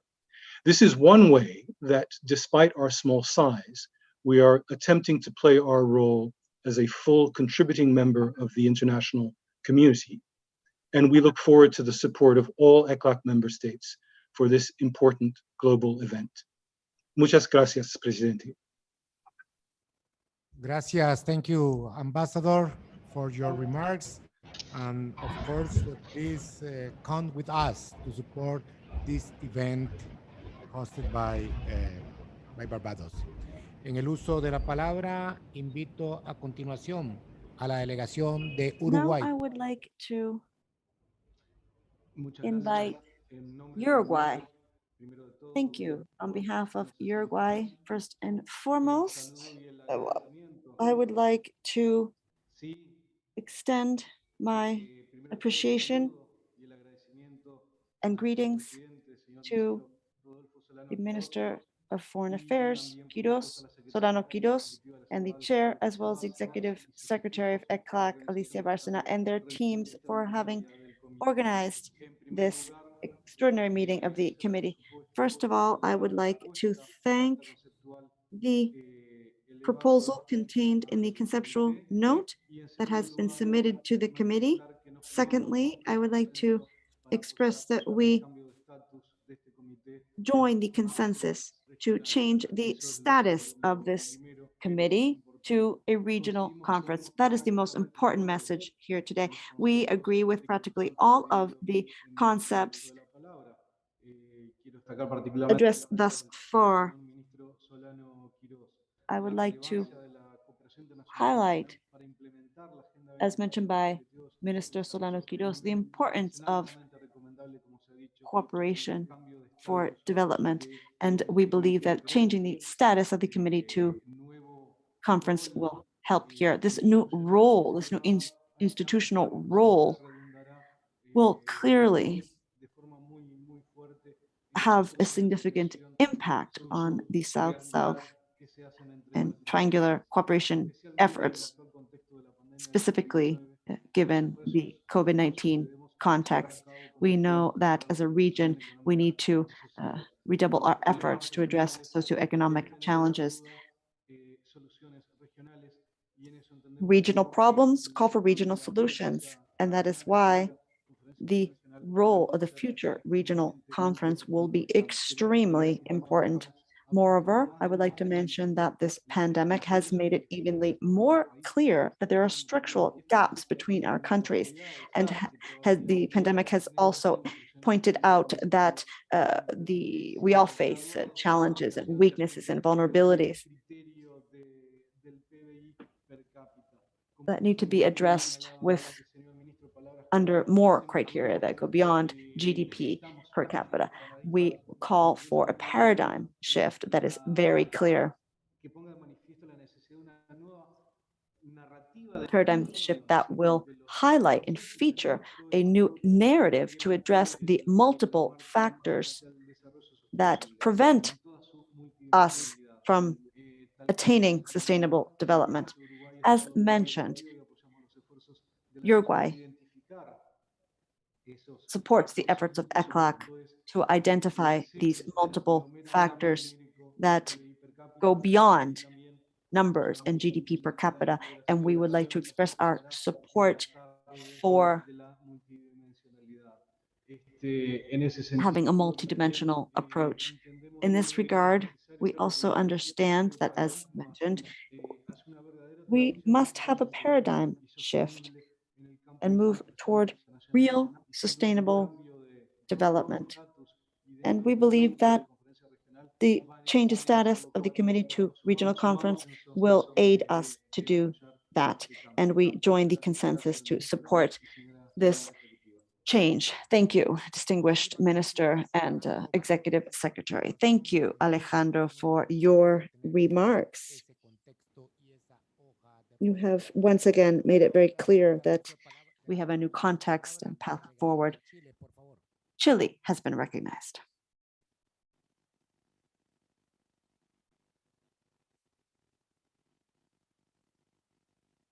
Cristian, ¿nos escuchas? Christian Jara, can you hear us? Yes, thank you, Chairman. Even though we have already done this, we would still like to greet Alicia Bárcena, Executive Secretary, and all the distinguished panelists, ministers, directors, representatives of the countries joining us here today. Obviously, Chile believes that the proposal issued by the Executive Secretariat is of true value, and we would like to join the remarks made thus far by others regarding the need to have a multidimensional approach. This is something that we will clearly address throughout the day at another point in time. We believe that as a country, we give great importance to this step, the change in status from a committee to a regional conference. This, for example, we believe is an example of how necessary it is to have a regional approach to South-South and triangular cooperation, but to cooperation as a whole, and the need for this to be inclusive. We believe having a regional perspective, posture, is more urgent than ever. That is why we believe that this change is extremely positive. And as already mentioned, I don't know if we could say that this is historic, but this is quite significant with regard to the conceptual development, institutional, practical approach in terms of how our country understands international cooperation for development. Thank you, Chile, for your remarks. Guyana has been recognized. Thank you, Chair. Dr. Alicia Bárcena, Executive Secretary, ECLAC, ministers, presiding officers, other officials. Allow me to express my delegation's appreciation to the Secretariat for the work undertaken in preparing this note on the proposal to transform the South-South Committee into a regional conference. I think that the note provides a good basis for discussions on this agenda item, and we are appreciative of the presentation by the Secretariat. Cognizant of the significance of the decade of action and delivery for sustainable development, particularly for developing countries as they grapple with the global health crisis, the climate emergency, rising poverty, and other challenges, Guyana is of the studied view that transforming the Committee of the South-South Cooperation of ECLAC into a regional conference is most timely and would be beneficial to the region's cooperation agenda. The evidence is clear. We are at a fork in history. Our next steps will determine whether we shift the world to a more sustainable and resilient trajectory, or whether we continue business as usual. As the only regional commission with a permanent intergovernmental body for cooperation, ECLAC has the opportunity to provide a sound example of innovative leadership that could be replicated in other regions. This initiative could be a dynamic solution which captures the scale, scope, and complexity of the development challenges our region is currently facing. Chair, having considered the proposal, Guyana sees its merit and wishes to underscore the following points in support. First, we acknowledge that the operating modalities of the Committee on South-South Cooperation are no longer adequate to fully satisfy the development trajectory that our region is pursuing. As already pointed out, the Committee convenes every 2 years in the framework of the ECLAC sessions, and its meetings last no more than 3 hours. Given the foundational nature of the Committee's mandate to the work of ECLAC and the expanding need to focus on the issues of which the Committee is seized, these modalities no longer suffice. Guyana therefore supports the new arrangement where the region is able to adequately deliberate on the critical issues of development cooperation with a view to generating clear and well thought out policy directives.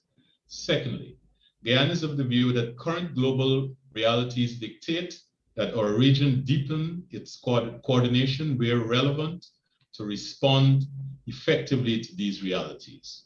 We highlight, for example, the multidimensional challenges that countries in our region are grappling with on account of the COVID-19 pandemic, the climate emergency, which poses an existential threat and to which countries of our region are among the most vulnerable, and the difficulties that many of our countries are experiencing in achieving the sustainable development goals. Guyana affirms the view that as South-South and triangular cooperation become more dynamic and expand in scale, scope, and complexity, and as the number of actors multiply, the demand for enhanced coordination, advocacy, and partnerships will also increase. We believe that it remains in our region's interest to further strengthen its coordination efforts to fully harness development cooperation opportunities, particularly at this juncture. Aligning our institutions along this trajectory is critical. Thirdly, my delegation believes that the proposed change from a committee to a conference will give scope for greater focus on policy making specific to the realities of our region, while aligning with global development frameworks, including the 2030 Agenda for Sustainable Development. We underscore the need to ensure that actions within our region are well suited to the dynamics within our countries. Therefore, we must give ourselves the space and create the mechanisms that will help us move further in this direction. In concluding, Chair, please allow me to underscore my country's commitment to the work that we are doing in our region to further South-South cooperation, along with North-South, triangular, and multilateral cooperation.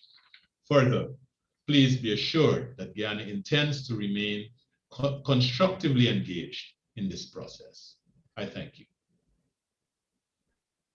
Thank you, Guyana, for your remarks. Thank you, Guyana. And now I would like to invite the delegation of Ecuador to take the floor.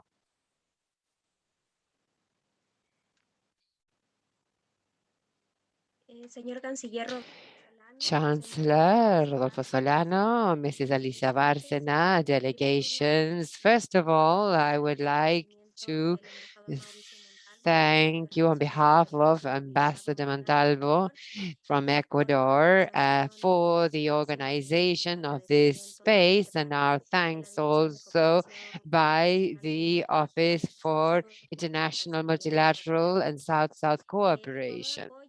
Ecuador supports the proposed change from committee to conference because, as was said earlier, we also share this vision that the outcomes of the change will be positive in order to strengthen South-South cooperation in the region of Latin America and the Caribbean, and above all, on account of the challenge that still persists in strengthening new mechanisms for cooperation within the context that we're experiencing, especially middle-income countries. And so, in this sense, Ecuador will continue to support all initiatives that allow affecting this work at multilateral level in order to establish criteria that consider development as a multidimensional and not merely economic mechanism. Thank you. Thank you, Ecuador, for your intervention. And I now invite the delegation of Jamaica to take the floor.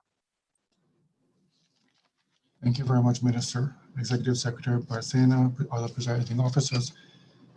Jamaica welcomes the presentation by the Secretariat and acknowledges the valuable contributions made by previous delegations regarding the utility and timing of this proposal. I specifically want to associate myself with those the comments made by Barbados, Guyana, and Ecuador, which reference the middle-income countries, the multidimensional measurement of vulnerability, and the climate emergency, and all our efforts regionally at supporting strong regional cooperation.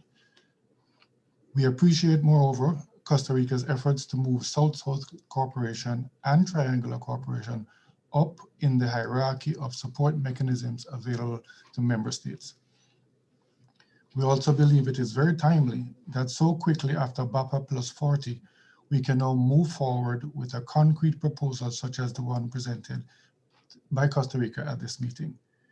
We're fully convinced that our full support with the competent national resources will be an indispensable element in establishing South-South cooperation as a viable, positive, and innovative mechanism available to us. We therefore look forward to specific projects that will flow from this endeavor. Thank you very much, Mr. Chairman. Thank you, Minister, for your remarks. Appreciate it. Invito ahora al uso de la palabra. And now I invite the delegation of Belize to please take the floor. Mr. Chair, Excellency, Minister of Costa Rica, His Excellency Rodolfo Quirós, Dr. Alicia Bárcena, Executive Secretary of ECLAC, other ministers, excellencies, officials. Belize too would like to go on record to thank the Secretary, the ECLAC for this proposal, and of course for Costa Rica's leadership in transforming the committee to a regional conference. We think that the time is right, and we really welcome this move, and we look forward to fully supporting efforts to enable a seamless transition to a regional conference. It really is a move, and it is a welcome move, and it is an organic move from the countries of the South.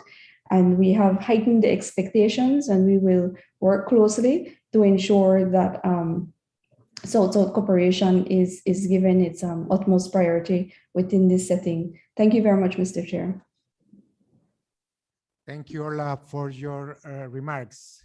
Queridas amigas, amigos, my dear friends, And reviewing the chat, we have no further request for the floor. And so we would be concluding this first session of the day. And we invite you all to meet here again as of 1 p.m. Costa Rica time to continue with the agenda, but not without first sharing that I don't know if we have the air conditioning here very high, and I appreciate all your warmth. And this work has sprung in me a tremendous energy that you've infected me with. And so with this spirit gained in this first session, I believe that we will decidedly move ahead and move on to the action that our region is urgently requiring. So we adjourn this first session and we'll meet again as of 1 p.m. Costa Rica time for the next item. I thank you for your participation and support. Thank you very much, and we will meet again in a couple of hours. Greetings.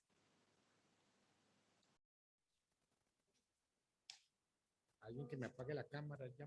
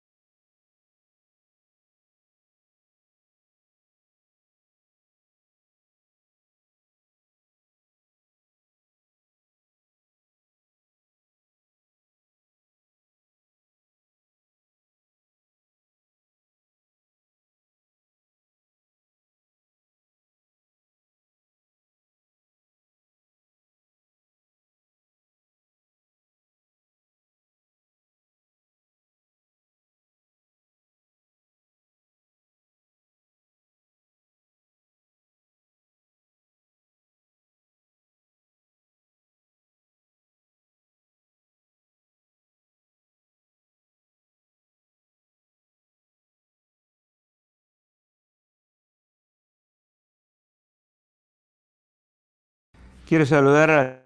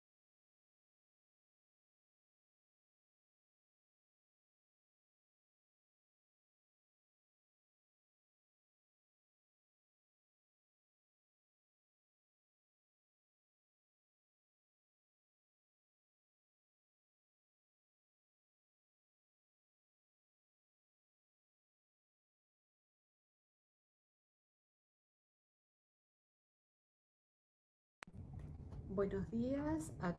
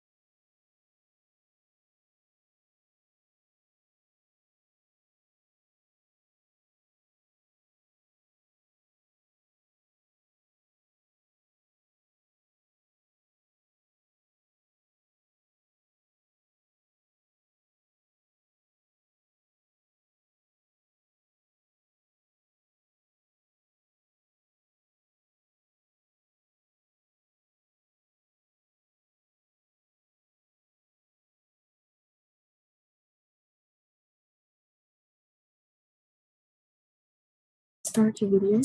Good afternoon. Good afternoon.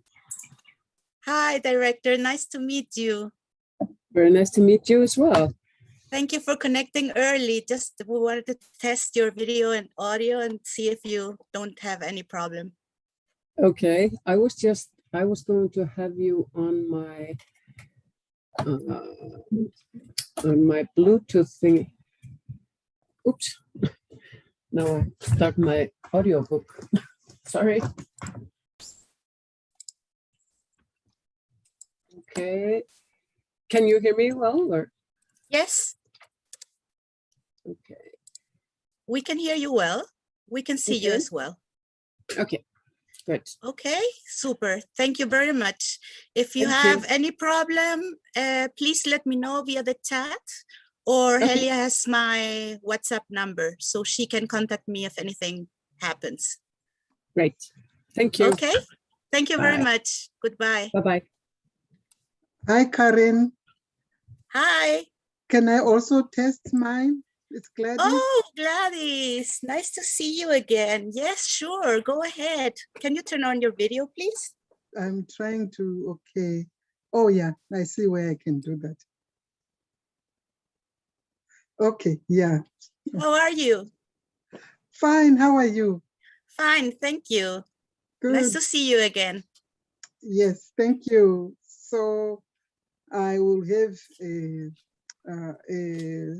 statement kind of, and I've sent to you.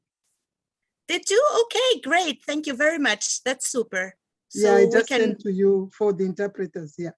yeah, thank you very much. Appreciate it. Yes, so nice to talk to you. And stay connected and see you in a while. Okay, when are you starting? Okay. In 30 minutes? Yeah, it's 2:17 right now for us at 3, like 45 minutes, 40 minutes. Or in 40 minutes? Thank you. Yeah, thank you. Thank you, bye-bye.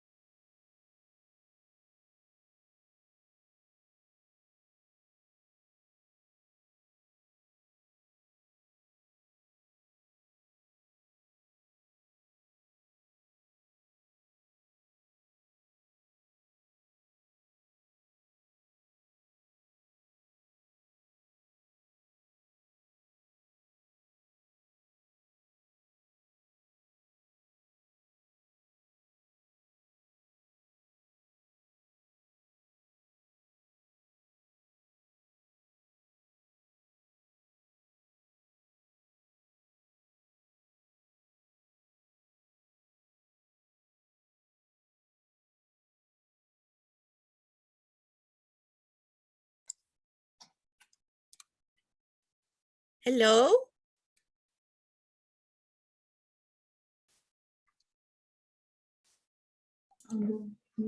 Hello. Okay. I just want to check because I changed to my Bluetooth. If you can hear me well. Yes, indeed, yeah. it's much better than before. Oh, it's better. Great. Yes, it's better. Okay, fabulous. Thank you. Okay, thank you. Bye. Bye-bye.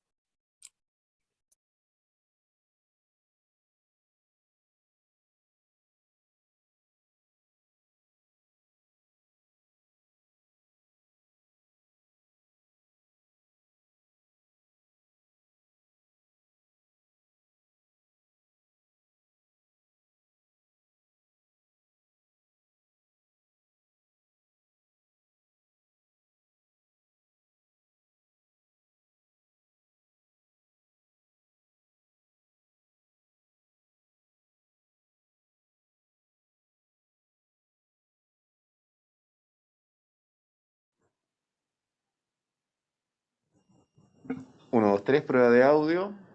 1, 2, 3, prueba de audio. ¿Quién 1, está? 2, 3, prueba de audio. Hola Karen, estamos probando audio desde la Secretaría Ejecutiva. Ah, muy bien. Muchas gracias. Gracias, Karen.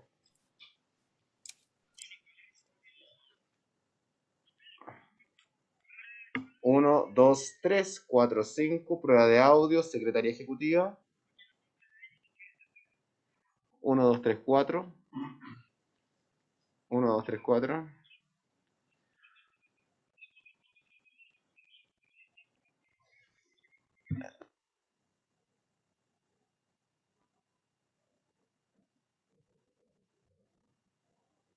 Sí.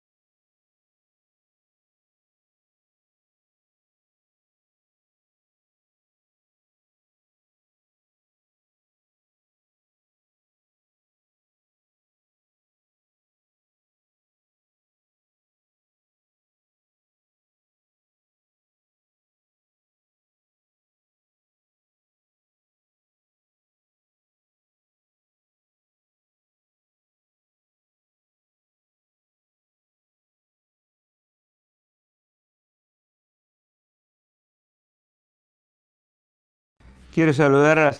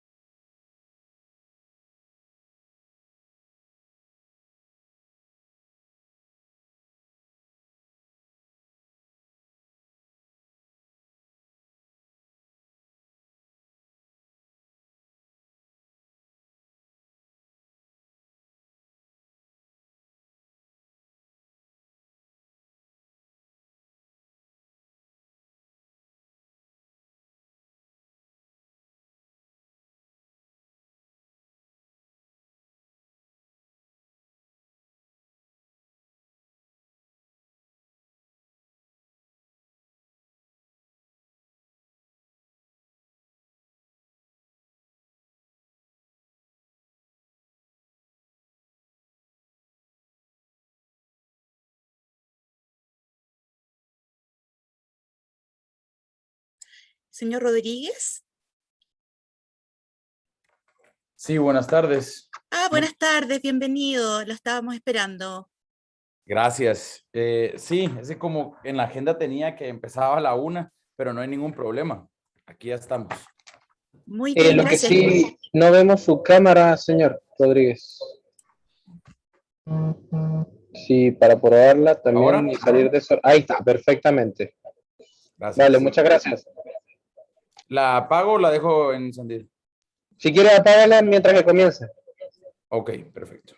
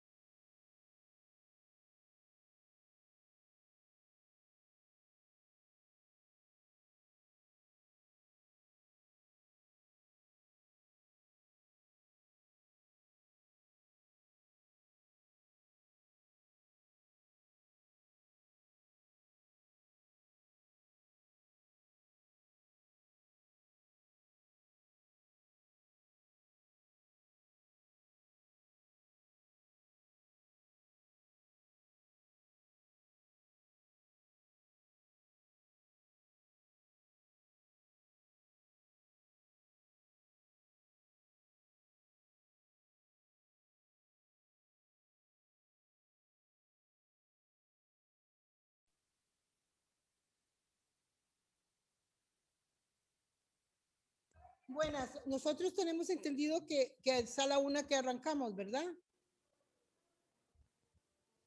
Sí, alguien de la CEPAL. Embajadora, sí, embajadora Hernández, mucho gusto saludarla de nuevo. Estamos por partir en un minuto, si están ustedes... Gracias, porque ya está el canciller llegando. Perfecto, estamos entonces. Gracias, Karen. De nada, embajadora. Ya viene. Hola, Karen. María Elena Alcaraz. Hola, María Elena. ¿Cómo Qué está? gusto saludarla. ¿Cómo está usted? Bien, gracias. ¿Y tú qué tal? Muy bien, muchas gracias. Ahora vamos a partir, señora Alcaraz. Muchas gracias. La Tranquila, escuchamos gracias. perfectamente bien. Perfecto, gracias. A usted, hasta luego.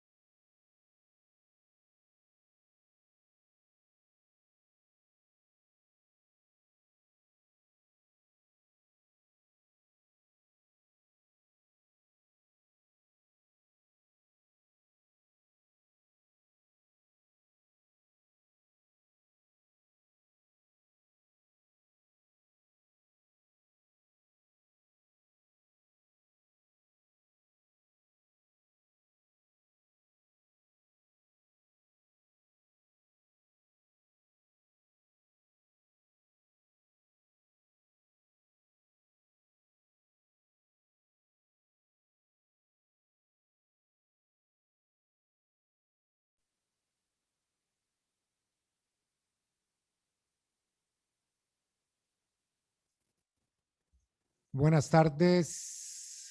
Vamos a ver si ya Good afternoon. Let us see if all delegations are now present.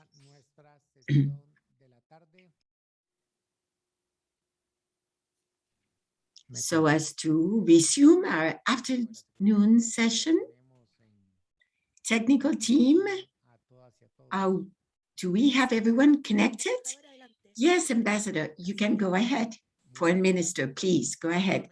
Thank you very much. Good afternoon again. It's a pleasure to greet you, and we will begin our afternoon session addressing item number 3 of the adopted agenda, multidimensional measurements of development opportunities for renewed cooperation in Latin America and the Caribbean. And for that, I have the honor to give the floor to our dear Executive Secretary of ECLAC, Alicia Bárcena, so that you can present the document entitled Development in Transition, Concept, Proposal, and Measurement for Renewed Cooperation in Latin America and the Caribbean. This document was prepared by ECLAC upon request of Costa Rica as chair of ECLAC in order to share some thoughts in this extraordinary meeting of the South-South Cooperation Committee. It's a pleasure, Alicia. You're recognized. Thank you, dear Foreign Minister. Thank you for the floor. And indeed, very pleased to be able to present this document that we prepared upon request of Costa Rica. I would like to greet panelists, dear Rita Hernandez, Paulo Rodriguez, Magdalena Alcaraz, Gladys Nucangadura, and Ragnedur Eli Damadortes. Cordially welcome you because this is your first time as Director of Cooperation for Development in OECD. Thank you, everyone. And I will now present, hopefully you can see it. Yes, I'm sharing my screen. So, dear Foreign Minister, we have entitled this document Development in Transition, Concept, Proposal, and Measurement for Renewed Cooperation in Latin America and the Caribbean.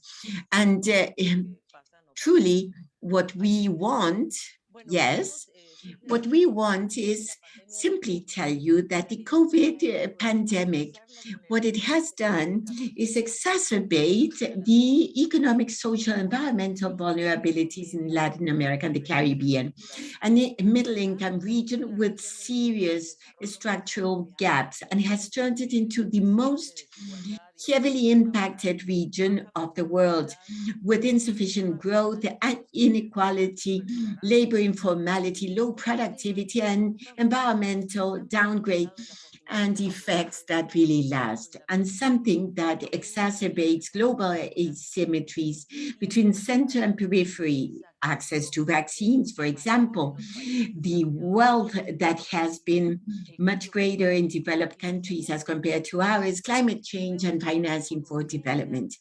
And so with urgency, we see that it is necessary to renew cooperation for development with an emphasis in financial access under favorable conditions in view of tax or fiscal space reduction, high indebtedness, particularly in the Caribbean and Central America.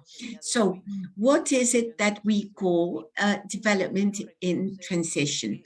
First and foremost, I'd like to say that this narrative, this discussion, has been prepared jointly with the European Union, with the Development Center of OECD. And we started this dialogue in May of 2017, when we saw, of course, the graduation of middle-income countries has been an issue, a recurrent issue in our region, highly concerning, and mainly because the per capita GDP, we believe it is an insufficient measurement in order to assess the progress of development, well-being, and sustainability. This cannot be matched to the level of development, and therefore renew cooperation based on a classification beyond the per capita GDP, reflecting the level of development of different countries, especially those of middle income. And we do have an opportunity because the 2030 agenda and SDGs are guidelines, and the agenda offers specific indicators to assess our progress to development. The agenda is already proposing a multidimensional measurement to define new forms of cooperation. So development in transition or transition development is an opportunity to raise an analytical framework that can measure the traps of middle income, the structural gaps, and therefore reorient cooperation. And this has been conducted in close dialogue with the EU and OECD. And the idea is that this analytical framework can serve to redefine criteria for international financing for development. And we see this in view of the following situations. And this, why is it that it's so urgent to have a new classification? It's because graduation goes beyond losing benefits of the aid for development. Here we see what are the direct effects of graduation. And one of them is the financial effects, direct and non-financial.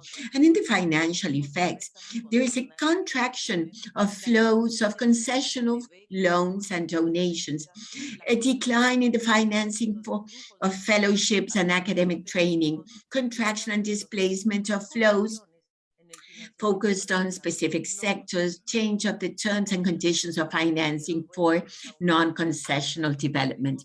Non-financial, well, there is an increase in the quotas of multilateral agencies.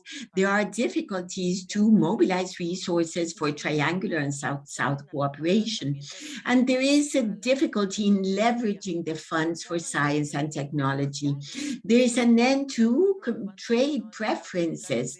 That is concerning in the case of the Caribbean mainly. And there is an end to preferences for academic training. There's a weakening of the support to civil society organizations. And of course, indirect effects are all very similar, and all of them make us lose opportunities in view of dialogue spaces. For example, graduated countries not necessarily have a dialogue space equivalent to developed countries in the different fora for cooperation, development cooperation. So it is urgent to generate, I would say, a whole set of indicators that will allow us to measure well-being. The per capita income is not a good proxy, does not reflect the ability to save or access or mobilize resources for financing development, both internal and external. And we see that countries, not all of them have access to the capital market. That is an issue.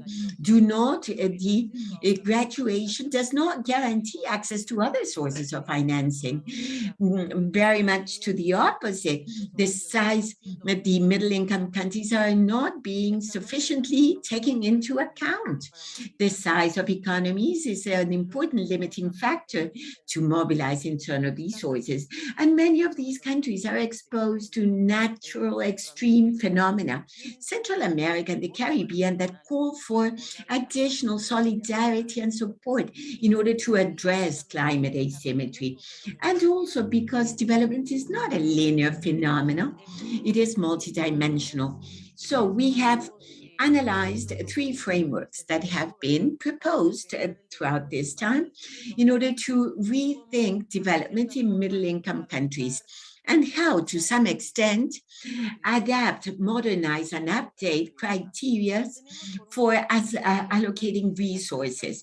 On the one hand, we have the analysis of the traps of middle income: insufficient taxation, high inequality, low productivity. There is an important issue. In spite certain countries or certain companies in certain countries reach the technological frontier, the rest of the economy cannot compete worldwide based on low salaries. And there's not sufficient ability in all the productive assembly for the innovation in the production of goods and services. And also we need to give a greater role to knowledge. This development in transition is a concept that helps us to replace the graduation concept for one of grading, the graduation. It's not that we graduate, but it is a gradual process. And therefore, we need to see it with a multidimensional approach. The issue of structural gaps. ECLAC has worked in 5 concrete structural gaps that can begin to work as a battery of concrete indicators: the income gap, fiscal gap, gender inequality, digital and social gaps. And we believe that this can provide a foundation or basis for an alternative approach to assign the aid flows. And we need multidimensional frameworks and a taxonomy of gaps that may be applicable to all countries, regardless of the income level. So, what are the challenges of middle-income countries? A major topic it's worth a while to address in this meeting. Well, firstly, we need to see the weight of middle-income countries, because truly they're crucial players for world development. And it's key, really, in the narrative of today, of the IMF, of G20. It's not fully recognized that 96% of foreign debt of developing countries, excluding China and India, comes from middle-income countries. And this over-indebtedness and the possible non-compliance may have systemic repercussions and effects in financial markets. They are key players in the implementation of the 2030 agenda, and they are part of the 75% of world population. 62% of the people in the world living in poverty are in the middle-income countries. 45% of investment falls within these countries. They account for world GDP of 37% and world exports of 30%. In our region, how is the situation? Well, in the countries of the region, most of them are middle-income. We have 8 countries of high income, 20 upper middle income, 5 middle low income, and only 1 of low income, which is Haiti. But the rest of the region is at middle income levels. And it is here where we see the problem or the difficulty. When we speak of middle income, we speak of very diverse economies. In one single category, it does not provide us an opportunity to envision the diversity. This has been included in the document. The per capita GDP that is considered as the threshold or the starting point for middle income is of $1,130 per year, of course. And in our region, we have 2,035 minimum per capita income, and the maximum, which is $28,201 per capita dollars. So imagine, it's tremendous asymmetry. And if the country has 2,035 dollars per capita or 28,000, they are equally considered both as middle income. So this is really very serious. And of course, we would have poverty where the poverty minimum could be 0, but in countries where the highest poverty level, we have 69.8% of population in poverty. That is the size of asymmetry. Youth unemployment, for example, 1.28% of the youth labor force have better situation vis-a-vis 52.8. And same thing as Social Security, Gini index, tax income, and capital, fixed capital, gross fixed capital. And so what we see with great concern is this enormous diversity. However, all of them are considered middle income, and therefore they are not subject to official development aid in spite of this major asymmetries of income and critical social indicators. So we see that the social and economic impact of COVID-19 has expanded significantly the gap of financing of middle-income countries. Look at the major asymmetries. For example, additional expenditure and deferred incomes in advanced economy, 13.9%, whilst in countries of Latin America and the Caribbean, we are in 4.6%. And emerging economies, of course, we are below what could be the fiscal or tax responses of Latin America are much less than the developed economies. Whilst in capitalization, credits, and state guarantees, there are major differences. Developed countries, 14.8% of GDP has been granted as loans, capitalization, credits, state guarantees, and in our countries, only 2.5%. And on the other hand, we are the most indebted region of the developing world.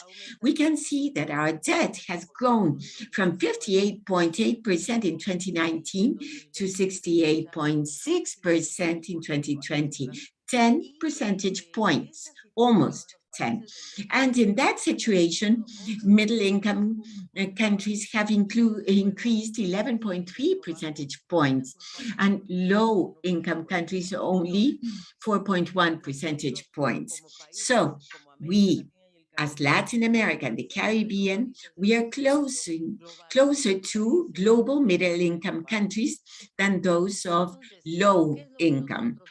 So what did we analyze? Well, exactly that what we need is a concept that will make visible these traps and structural vulnerabilities. 4 major traps. One of productivity. Yes, it's very important. Our region continues to be one of low productivity. Our exports are unsophisticated, very small value chain integration. We have many companies of low productivity. The trap of social vulnerability with volatile savings and incomes and very little training and low productivity. The environmental trap is the dependence on carbon-intensive patterns, exhaustion of natural resources, and a productive structure of low technology. And institutional traps, fragmentation of public services, insufficient capacity building, low taxation commitment. There is very little commitment to pay more taxes because of the distrust insofar as how they will be used, these resources.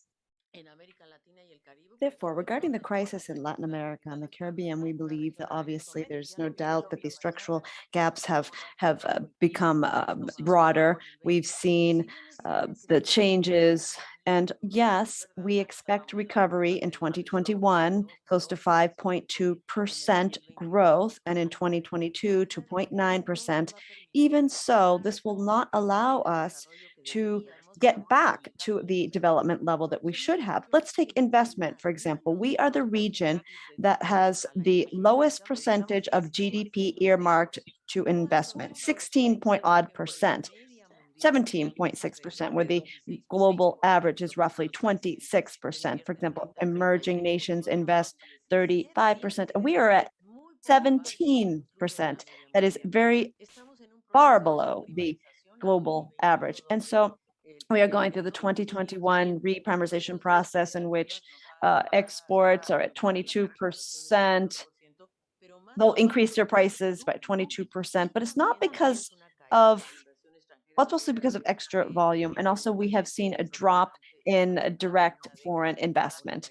This is the most significant drop in a 10-year period. And poverty has increased 209 million, extreme poverty 78, and then we have more food insecurity and inequality, of course. And this brings me to something else that is quite alarming. 66 million homes do not have access to internet, and 161 million students actually lost an entire year of face-to-face school. Now, all of these indicators, of course, are included in the document, where we also see that women are the most affected group in terms of employment.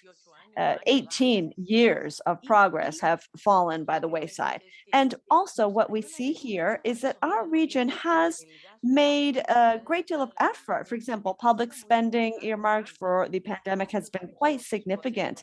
It's increased several percentage points in terms of public spending, but the truth of the matter is that, well, 4.6% of the GDP has actually been invested in that, and 32 countries in the region have adopted 267 measures that are related to social protection, and 49% of the population has enjoyed these. And this is in addition to transfers and income, etc. These are quite significant. And we are advocating for these transfers to remain in place. Otherwise, we will be in a situation which we see in the graph on the right.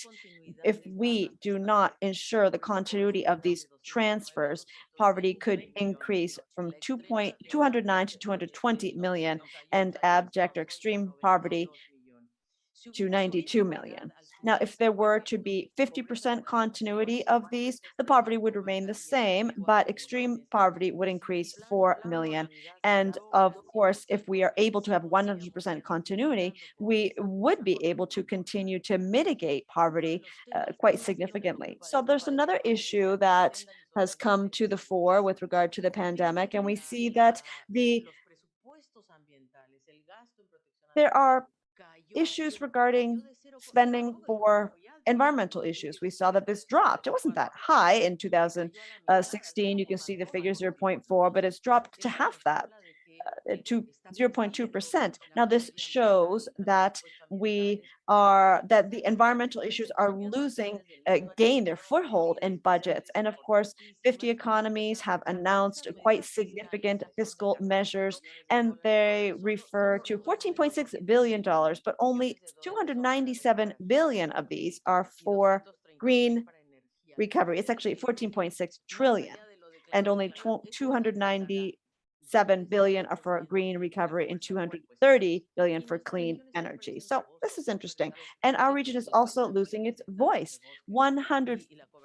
In terms of forestry, 150 million hectares of natural forests have been lost in just from 1990 to 2020. And these emergency measures weaken environmental democracy, and despite the Escazú agreement. So anyhow, let's move on to refer to how we can actually mobilize resources in this world that is going through this transition. This is the key question posed under this document. Now, where do the capital flows come from, the ones that are coming to our countries? Well, there has been an increase in private flows that has compensated the official development aid, or it's official aid, if you will. It's not that they're in substitution, because the private flows do not necessarily they're not necessarily earmarked for where we actually need the development fund. So direct foreign investment is more closely tied to trade, specialization patterns, to competitive advantages, and FDI actually is concentrating the larger economies. In the five largest economies, for small countries, but still strong economies such as Chile and Costa Rica. So where can we actually obtain capital flows above and beyond FDI? You can see how much FDI we are talking about, and from the previous decade, 2010 to 2020, you can see the breakdown and of the capital flows. And so we have FDI followed by remittances, but these are the remittances from the poor individuals who went to Europe, who went to the United States, and they're sending money back to their households, 33%. And then we have the portfolio flows, 22%. And aid for development has significantly dropped. Official development aid has decreased significantly, only 4% in the last decade. And this is particularly important for the Caribbean, for example. Official development aid for the Caribbean corresponds to 34% of the financial flows received by the Caribbean. They don't receive much FDI, so there's no compensation. We'll never see a compensation there, no offsetting. And we see that official development aid continues to be quite significant for many of the countries, despite the per capita income. For example, 6 countries have been dropped off the list of official recipients of aid, and 2 actually poured us of graduating in 2022, Antigua and Barbuda, and the rest of them have graduated. They've already graduated, despite being countries that have graduated from this list. Well, Haiti is the only country considered low income, and despite being graduated, they receive 5% of their GDP for aid. You can see the case of the Grenadines, quite significant, 10%. That's what we don't want to lose. And then we also see that there is a significant gap that has also grown with regard to financing received in Latin America and the Caribbean, despite the fact that we are the region with the highest level of indebtedness. The region still has not received sufficient financing. And in addition to, once again, being the most indebted region, we are also the region that allocates more than half of export service and good export income to servicing our debt. And that shows how significant the economic vulnerability is. And this is even worse in the Caribbean. Then we have tax evasion. This is yet another issue that is causing major repercussions in our region. And this calls for international aid to resolve this, specifically with regard to illicit flows. We conducted a study in Costa Rica, dear Foreign Minister, where we observed that there was overpayment, if you will, in terms of imports and less payment with regard to exports in terms of taxes. Now, this results in a significant imbalance between borders. And this is what we refer to when we say illicit flows, which for the region is $86 million, $85 billion rather. And this is yet another issue that is addressed in detail under the document. So we recall for a new international financing architecture to meet the emergency and development in the region. For example, middle-income countries need to have access to various sources of financing to boost their liquidity. For example, special withdrawal rights. Costa Rica, for example, has proposed helping the nations regardless of their income level. I think that's quite key. We believe there should be a multilateral forum for addressing the restructuring of debt and the issuance of foreign debt, and include private creditors in this debate, and also consider the potential of forming a multilateral credit rating agency, and not just rely on 3 key agencies, also including middle-income countries in all of the debt relief and concessional liquidity access agreements, as what we call DSSI, or the debt canceling initiative. There also needs to be a more in-depth analysis with regard to innovative instruments, for example, clauses for hurricanes or green bonds or SDG bonds, and then capitalization and strengthening the development banking industry at all of its levels, and having multilateral mechanisms as well for global taxes and preventing tax evasion, illusion, and illicit flows. And then we need to rethink the cooperation system and go beyond per capita income. Now, just for referential purposes, the Agenda 2030 provides a very interesting manual, if you will, or guidelines for our actions. And it provides us with a vision that places the demands regarding the changes we're facing in context. For example, here it refers to the major structural gaps, and we are proposing to have measures for these that are based on the indicators of the 2030 agenda. The various SDG 8, SDG 9, 6, 7, 17, in fact, of course.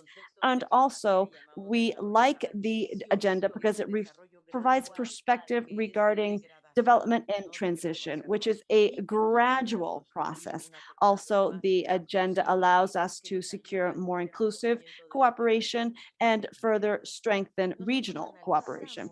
Now, we, in fact, for example, analyzed 41 indicators, and we put the 5 structural gaps into context. I referred to these early on in the presentation, and we saw that there were several different groups of countries, and we tried to figure out how we could apply these 5 structural gaps to the agenda 2030 agenda context. And we have seen that, well, we came up with a traffic light system to determine what targets would be met by 2030 if we were to follow the current trend, and which ones wouldn't be met without policy intervention, and another factor. And so when we analyzed all of this, we saw that meeting the targets really does not depend on the per capita income level, not at all. We have seen that high and medium high income level countries face similar vulnerability problems as the middle to low income countries. And so we conducted this analysis to determine what challenges our Latin American and Caribbean nations share. Perhaps the most relevant aspect here is the weak productive structure, and that reflects that 60% of the targets actually will not be met in 2030. And this really, truly does not depend on income level, but rather it depends on structural gaps. So conclusions, I apologize for speaking so long, but what are we actually proposing? Well, we are trying to figure out how to come up with new forms of cooperation, and we think we could do this by addressing cross-cutting aspects such as the economy of care, the circular economy, also strengthening management capacity and policy implementation capacity, coming up with regional public goods and global ones, access to knowledge and technology, considering the industrial policies that are key for investing in creating economies of scale and securing non-conventional renewable energy sources, also, and move toward rather these non-conventional renewable energies and electromobility and digitization, and having a more inclusive health industry, bioeconomy, tourism, to name a few. And also, we believe that we must include a toolbox that has financing instruments, global climate fund elements, and other aspects. And of course, it's important to have a network of very experienced stakeholders. And we must not forget the participation of international organizations. With all of this, we think it is possible to expand participation in our region through bilateral cooperation funds or funds managed by agencies, funds and programs, and move toward this multi-dimensional perspective, so that we can wrap up these graduation processes and move toward the development concept that is based on multidimensional aspects. In fact, we conducted an assessment on the very strong network in our region, a network of cooperation agencies. It's quite significant, and we see that most of the agencies listed here have joined us today: the Brazilian, Chilean, Peruvian, Ecuadorian, Colombian, Mexican, Uruguayan, El Salvadoran agencies. All these countries have cooperation or aid agencies, and Costa Rica, of course, as well. We have also seen that these aid agencies, in addition to the aid agencies, the foreign affairs ministries have also expanded their cooperative efforts. And all of these bodies, practically all the countries, in fact, have some type of institutional arrangement for cooperation that is channeled through this network. And dear Minister, today we referred to how the South-South cooperation structure interacts with all of ECLAC's subsidiary bodies, with the with CARICOM, with SICA, with ECLAC, with the planning department, social planning, the regional conference for women, the statistics conference, and with other intergovernmental meetings as well. For example, the environmental one, the trade one, etc. These are not necessarily ECLAC subsidiary bodies, but of course they're very important for agriculture and other sectors. And so the South-South Cooperation Committee will, or rather conference, it's already a conference now, of course, if you decide so, can also interact with SICA, CARICOM, CELAC, Mercosur, and the Pacific Alliance. And this is how we can ensure cooperation includes all of the countries, despite their income level, the graduates or non-graduates or what have you. But the idea is for this to occur and for the countries to recognize their national strategies and ensure that cooperation is flexible enough to face the uncertainties that we see today, and that it recognize the full participation of all of the countries so that we can actually make progress in terms of triangular cooperation to ensure that there is a guaranteed access to concessional type financing to all the countries, middle income countries, especially the smaller ones, and to recognize the regional perspective for strengthening cooperation between and among countries and adopting common positions regarding the multilateral aspect. So that is our proposal. Thank you so much for your attention. And I would also like to express my extreme participation for the OECD Development Center for the European Union as well, who has provided significant support. So thank you. Distinguished Minister, this is a document for you to peruse it and read it in depth. And of course, let us know whether you believe that this is the proper way forward, whether you would like to see any changes, what have you. Thank you very much. Thank you, Alicia, for this brilliant, extraordinary presentation. I believe that you have clearly and precisely shown us data that are able to guide us and guide our decision-making processes. So once again, I would like to reiterate my appreciation to ECLAC for providing such a robust content for the committee's discussion. Now, I believe the magic word, if you allow me to use that expression, is articulate or coordinate.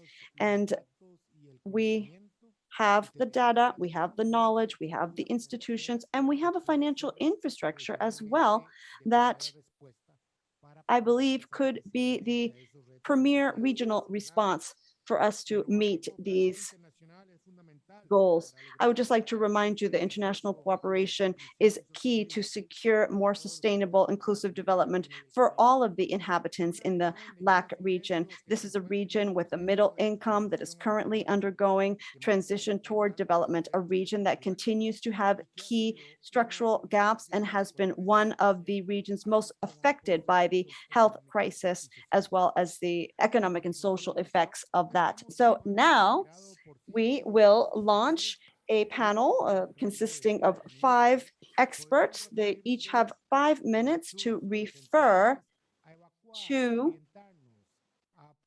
their suggestions, if you will, and proposals with regard to how we can move forward and how we can address these issues. What strengths or weaknesses have you been able to find in terms of the proposal, using an analytical framework, the concept of transition to development and structural gaps? Is it possible for us to stop the graduation processes and apply what we call a gradual approach? What variables do you think would require focus to ensure that the proposal will leave no one behind?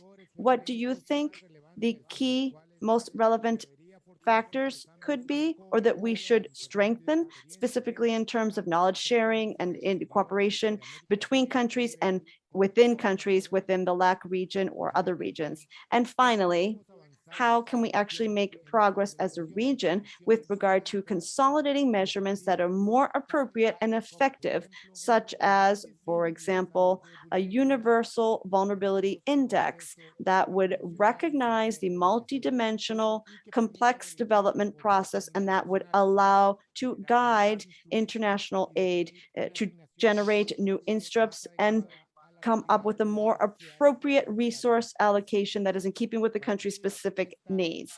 Let us begin this discussion, and to do so, I will give the floor to Rita Hernandez, Madam Ambassador, Director of International Cooperation of the Ministry of Foreign Affairs and Worship of Costa Rica. Thank you, Minister, and my greetings to everyone. I cannot but thank Alicia for her presentation.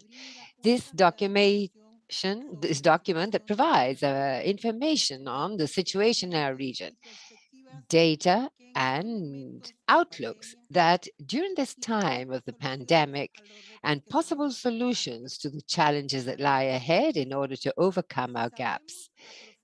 If we know which would be the impact of the pandemic that have contributed to increasing existing poverty and inequality, we could look for innovative solutions. That is the merit of this document prepared by you. And that provides us with viable alternatives that we must put into practice and look for our paths towards economic, environmental, and social recovery in the region. It is not viable to continue working in the same way. It is necessary to rearrange our development model. We agree in that it is necessary to have an approach of international recovery, creating spaces for dialogue with developed countries and those who are in development, creating for opportunities for South-South and triangular cooperation to address these global challenges. Within this context, it is necessary to go beyond the traditional GDP approach to measure development of countries from a multidimensional viewpoint and achieve the 2030 agenda targets. It's also necessary to overcome the challenge of economic and social recovery with this international support by countries with more resources, same as a reevaluation of financing mechanisms in the international financial entities. The resources of international cooperation should be assigned using criteria that ensure the well-being of all members of our societies, reducing environmental impacts as well as positively contributing to mitigating and adapting to climate change, and stopping the loss of biodiversity. These must be priorities for the various forms of international cooperation. New instruments for inter-country assistance and together with the private sector may be the basis for future associations in terms of South-South and triangular cooperation. We say that these associations do have advantages, and especially when these are done with in two-way directions. Costa Rica has experience in that field with many of the countries represented here. And this is why the concept of development in transition appears as a possibility to reappraise the needs and the strengths of countries, better reflecting reality and at a traditional classification such as GDP. The development in transition is an excellent alternative for planning our recovery strategies through international cooperation. we also have a commitment, and that is meeting the 2030 agenda. And we still make our best efforts in order to meet the aims, which are the way towards international cooperation, placing our eyes on overcoming inequity in order to leave no one behind.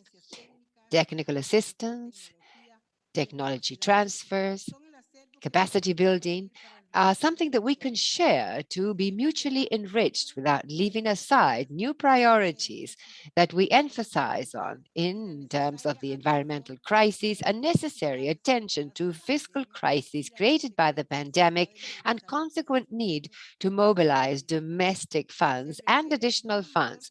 We need greater cooperation and international cooperation in order to build consensus to meet the Sustainable Development Goals. It is necessary to reach a regional consensus in order to change the narrative and mainly the focus applicable by international cooperation by countries so far seen as middle-income countries. Meetings such as this, where we can present our viewpoints and national experience, are the first step in order to achieve a coherent, powerful discourse so as to once and for all be heard by the international community with concrete proposals and viable solutions. That is why we must congratulate ourselves at this activity. Thank you. Thank you, Ambassador Hernandez, for your remarks. And now it is a pleasure to recognize Luis Pablo Rodriguez Mondal, Deputy Director of International Cooperation of the Ministry of Foreign Affairs of Guatemala, country serving as chair of the like-minded group of countries, supporters of middle-income countries. Luis Pablo, the floor is yours. Thank you, Chancellor, and good afternoon, everyone. As Guatemala, we thank you for the space provided, and likewise, before anything else, I would like to begin by thanking Costa Rica and ECLAC for extending this invitation to the country to take part in this event, which without a doubt will contribute to see the challenges and opportunities of international cooperation for development in our current context. Likewise, I especially like to thank the presentation by the Executive Secretary of ECLAC, Mrs. Alicia Bárcena, who points out these windows of opportunities and what is to be expected by countries in the medium term in terms of cooperation. This year, Guatemala took over the chair of the group of the UN like-minded group of countries, which has allowed us to contribute to the world discussion to reconsider the multilateral structure for support to developing countries, which must be based on multidimensional criteria, including vulnerability, risk in all three dimensions of sustainable development: economic, social, and environmental, appreciating the prevention approach and the link of humanitarian assistance and peace building. Middle-income countries must find mechanisms to avoid the loss of decades of progress in terms of development and a way of establishing inclusive and sustainable recovery in view of this pandemic, for which we need financial access and debt relief to have fiscal space in order to respond to the multifaceted crisis. As we well know, we live in a high-risk area prone to natural. And so humanitarian aid is required for middle-income countries in order to have reconstruction plans to counteract the impact of climate change. Linked to this, the countries, middle-income countries, we face particular challenges, such as, for example, food and nutritional security and safety, and it is necessary to consider these new proposals of a model based on the multidimensional needs of countries in order to address this phenomenon. As we all know, there is a difficulty in transmitting the special needs of such a broad and diverse group, such as the middle-income countries, and likewise, unfortunately, there is interruption in the audio. Muchas gracias. mismos que representan casi 2/3. And they represent almost 2/3 of all countries where there are new UN programs in activities, such as 3/4 of the world population. With 19 less developed countries, 18 in developing, without access to sea, and also small island economies, 46 middle-income countries with a human development income which is very high or high. If what we want is to achieve these aims, and if we take into account leaving no one behind, we must reconsider the multilateral structure to assist all developing countries based on criteria of vulnerability beyond the income per capita, considering approximately 70% of the world population represents more than 1/3 of world GDP and a major part of the poverty. In recent years, it is clear that the term middle-income country is used to simplify the complexities of these countries, and that the multilateral system, including international financial institutions, have not provided an appropriate response to their specific needs. And so therefore, action is necessary to make changes to the system. I would like to emphasize specifically certain aspects. First, we understand that we still use obsolete classifications of countries within the multilateral system, in part because the data about GDP per capita is available for almost all countries in the world, whereas other measures considered as useful indicators, such as income inequality and wealth, tend to be not amply available for all countries. And so therefore it is important to increase the availability of reliable data and agree on a standard methodology. Unfortunately, the audio is broken. A very important statistical change.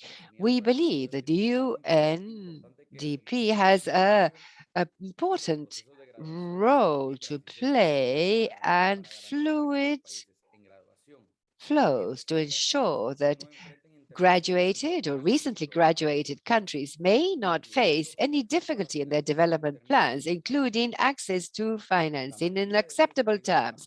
Most of these countries, despite showing an improvement in the income per capita, face challenges and vulnerabilities that are persistent, such as high levels of debt, inequality, the impact of climate change, and the loss of biodiversity, as well as other structural barriers and institutional ones as well.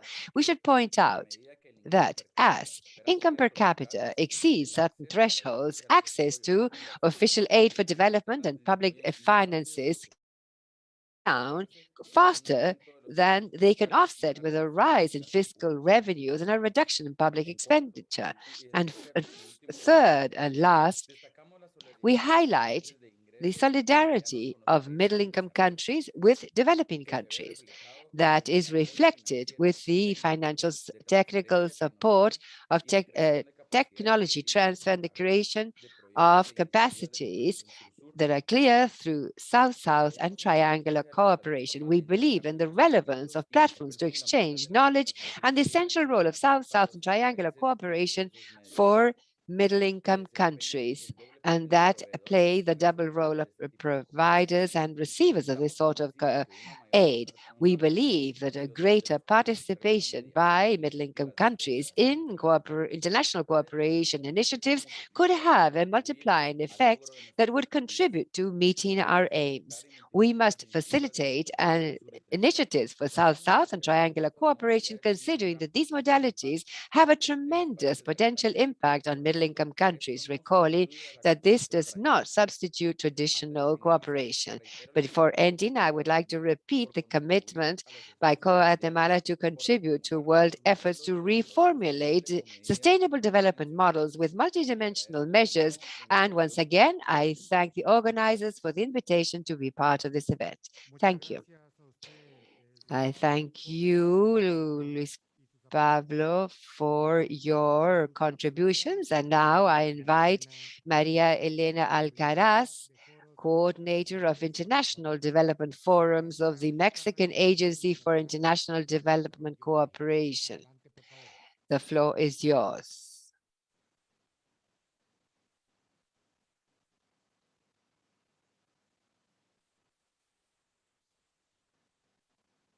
Tenemos a doña María Elena conectada.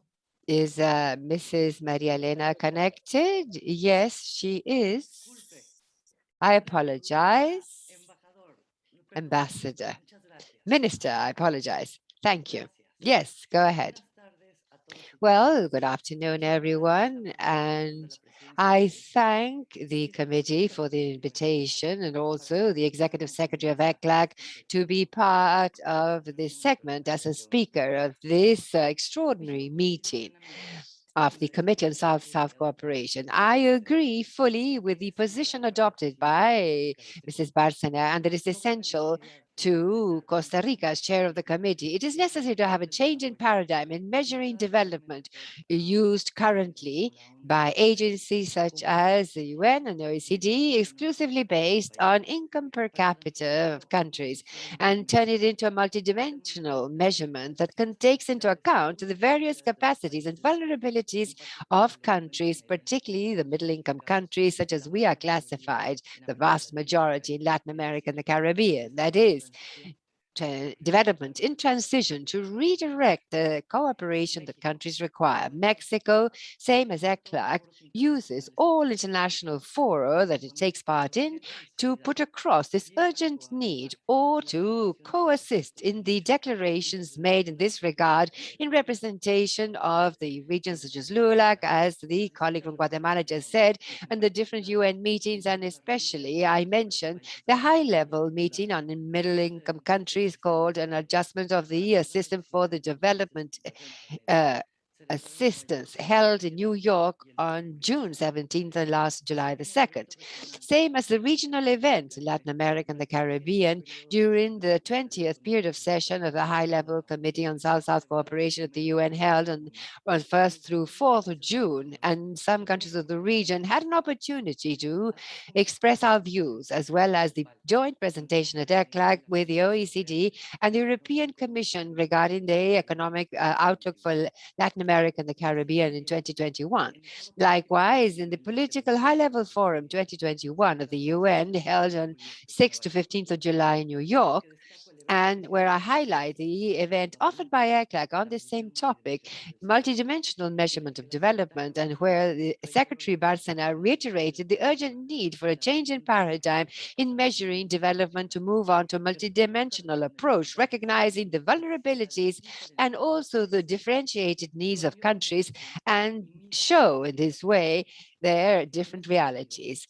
In this sense, I highlight the proposal to suspend the country graduation system, at least during the pandemic, and the post-pandemic cooperation, replacing it, as has just been said, by the concept of major action, which is the gradual development.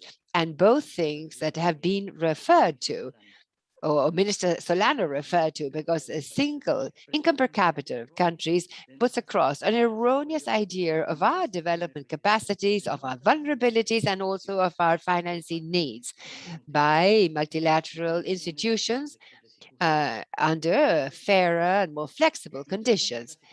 And being classified as middle-income countries, we have limited access to concessional loans, official aid for development, including, among other means of financing, which makes it difficult to cover needs for development and protection against climate change, as is the case of small island states in the Caribbean and other countries in the region.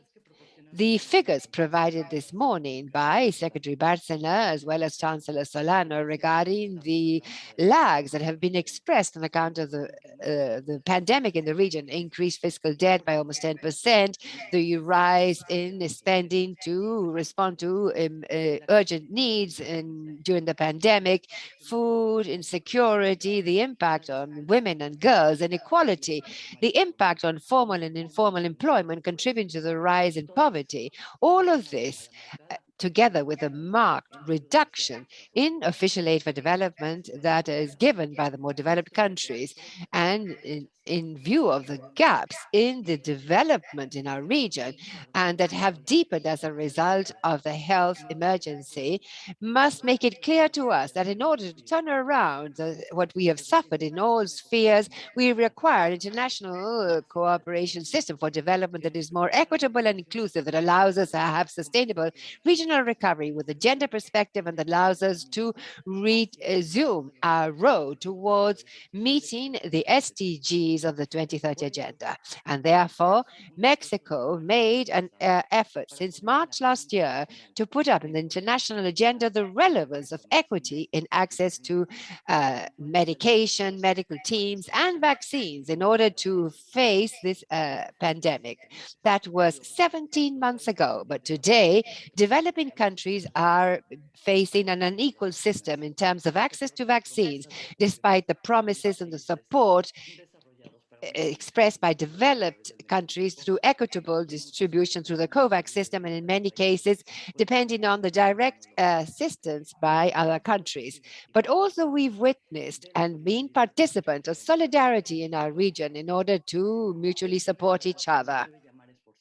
This reality calls us to make greater efforts to act jointly in a coordinated manner, to continue and expand the different initiatives of regional cooperation that have emerged throughout this year and a half of pandemic in health, education, exchange of knowledge, science, technology, innovation, and the proposals made this morning by Costa Rica to create a healthcare system, allowing all countries to offer the care needed by the population. And to achieve this, international cooperation, either South-South, triangular cooperation, bilateral or regional cooperation, will be our best tool, always solidarian. And when needed, as it is in the case of our brothers and sisters of Haiti, we have shown that our solidarity is there with immediate humanitarian support and help in our region of Latin America and the Caribbean. Thus, we believe that the efforts of cooperation for development that we have conducted in ECLAC, in the Ibero-American Conference, Association of Caribbean States with the 14 countries of the Caribbean, of CARICOM, EU, Committee of Assistance for Development in OECD, as well as to other bilateral, triangular, and regional programs, should contribute with knowledge, expertise, and synergies in order to strengthen actions of the South-South Committee and in the next regional conference on South-South cooperation in Latin America and the Caribbean. In sum, Mexico is convinced that the pandemic not only has posed challenges, but opportunities to be part and integrated as one region and to give an answer to our development and only cooperation among our countries and with other regions of the world, we will be able to make progress, build back better in an inclusive, solidarian, sustainable manner without leaving anyone behind, and for the achievement of SDGs and 2030 agenda and to face challenges of climate change, food insecurity, structural gaps, and all those challenges of the future. Thank you.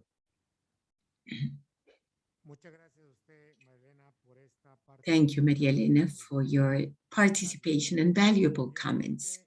Now, I invite Mrs. Director of the High Representative for the least developed countries and small island developing states. I'm sorry if I'm pronouncing wrongly your Mrs. Haiti Edwards Fox. Please go ahead. Thank you very much. I am presenting on behalf of the director, Ms. Schroeder's Fox, who could not be here because of prior arrangements. At the upfront, I would like to thank Costa Rica and the ECLAC for giving this opportunity to OHR LLS to address this important committee meeting that is considering this timely and significant issue.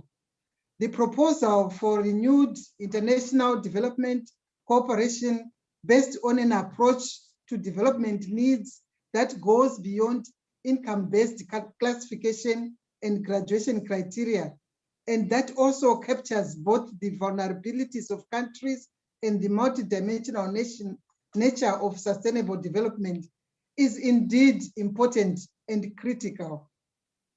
My presentation will touch on some of the strengths and weaknesses of using such a multidimensional approach as indicated in the guiding questions, and some of the contextual variables that are needed. A key strength of considering multidimensional variability is that it could give a more balanced approach to eligibility. No single indicator, including GNI per capita, can capture the complexity of the structural and inherent challenges faced by the diverse developing countries. A second strength, or another strength, is that for countries granted eligibility based on vulnerability, the benefits and needs for concessional finance are clear. Many small island developing states who are mostly middle-income countries have few concessional options, as we have already heard from previous speakers, to respond to disasters, and therefore are often forced further into debt.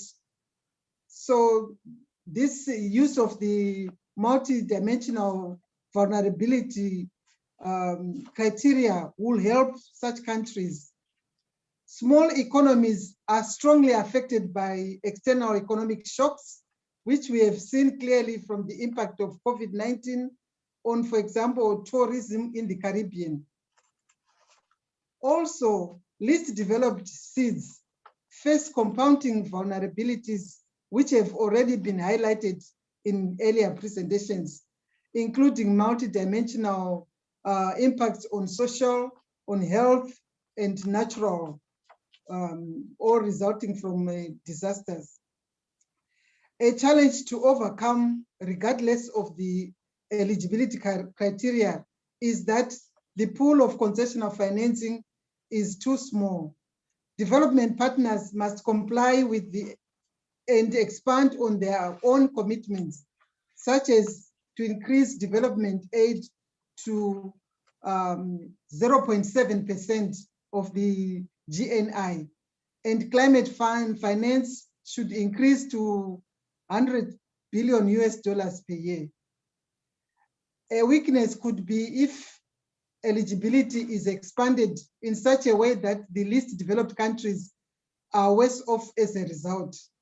These countries often have high vulnerability.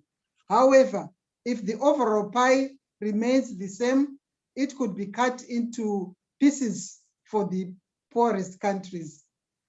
We need effective South-South cooperation to ensure that we are working together to improve the global development system without competing with each other or leaving anyone behind.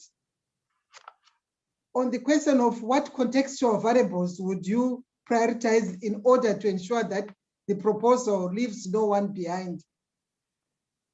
The contextual variables needed to leave no one behind were given a significant thought in the technical and political consultations recently coordinated by OHRLS and DESA to assess the potential development and use of a multidimensional vulnerability index.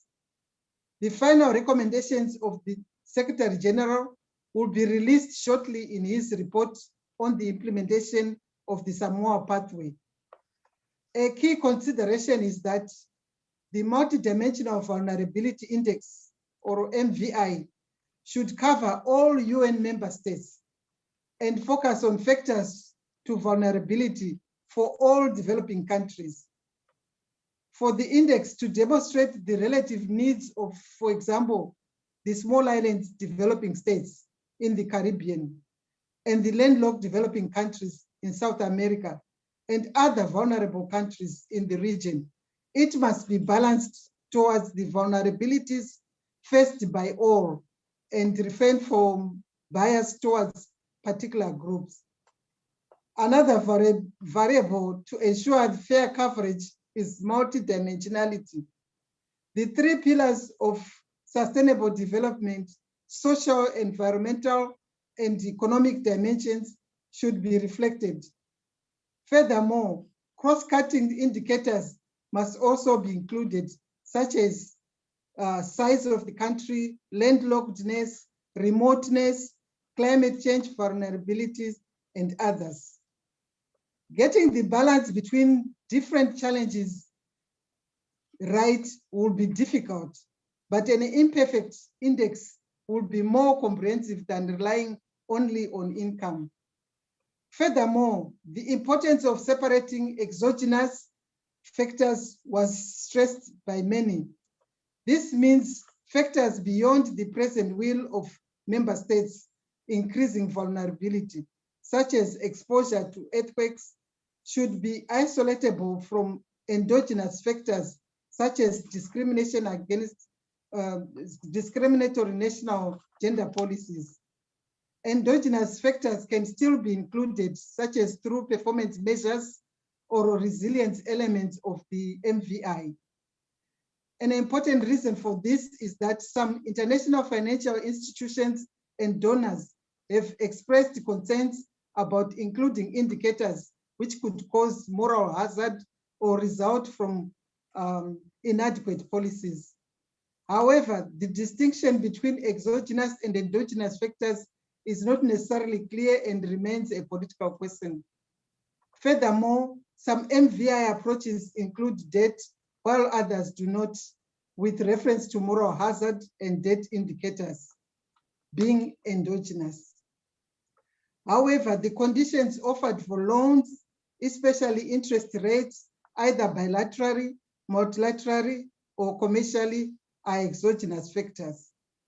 Lastly, data availability is a recurring challenge for vulnerable states. For them to effectively use the MVI, it should be simple enough to not limit member state coverage and use due to lack of data or statistical capacity. Taking a longer perspective, concrete benefits from collecting data will incentivize collection. However, in the short term, there should be options for replacing data with qualitative assessments in exceptional cases. OHRLS will shortly release an assessment report on the MVI, which presents key findings from the technical consultations.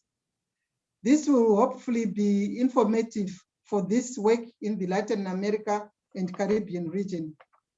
To reach wide application of the MVI with concrete support for the most vulnerable, we need to build a broad coalition.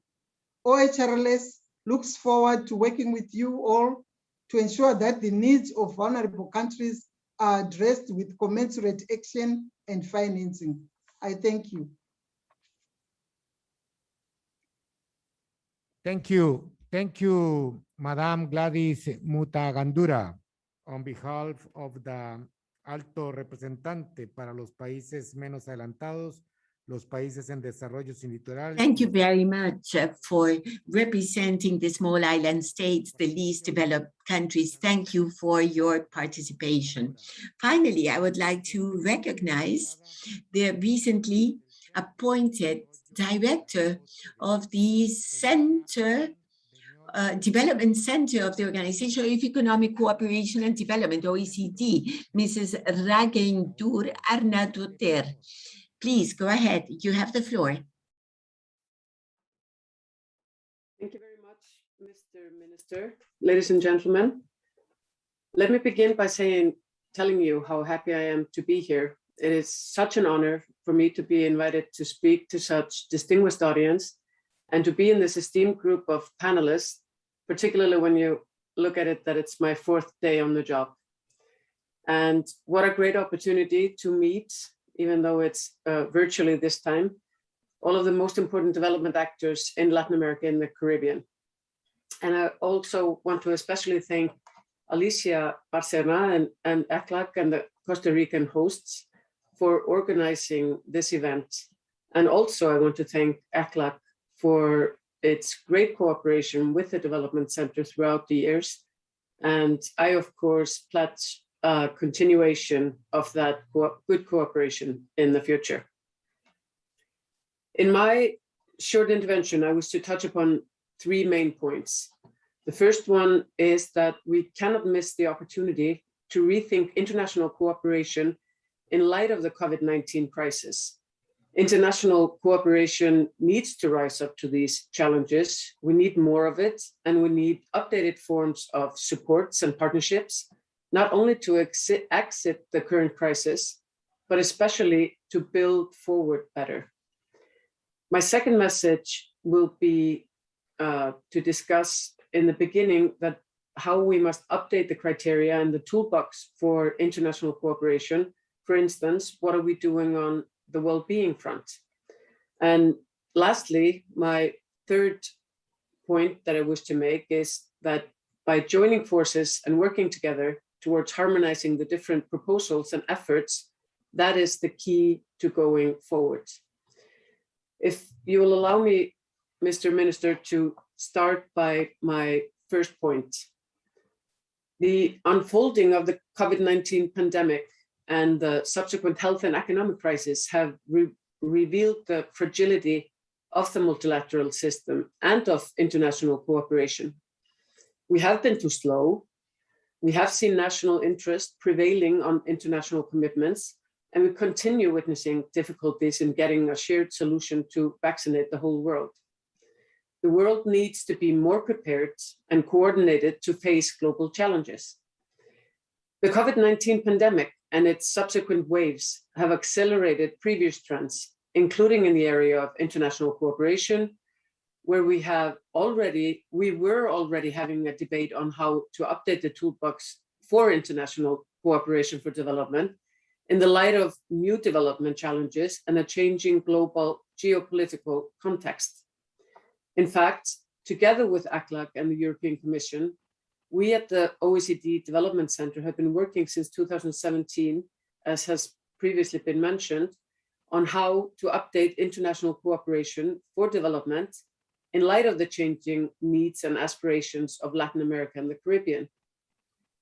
Our institutions have joined forces to support the debate on development in transition, to clarify how international cooperation can rise up to the challenges of a region like Latin America and the Caribbean, where several countries witnessed important poverty reduction and increases in GDP per capita, now jeopardized by the COVID-19 crisis, but still face many challenges or traps and are held back in their future progress.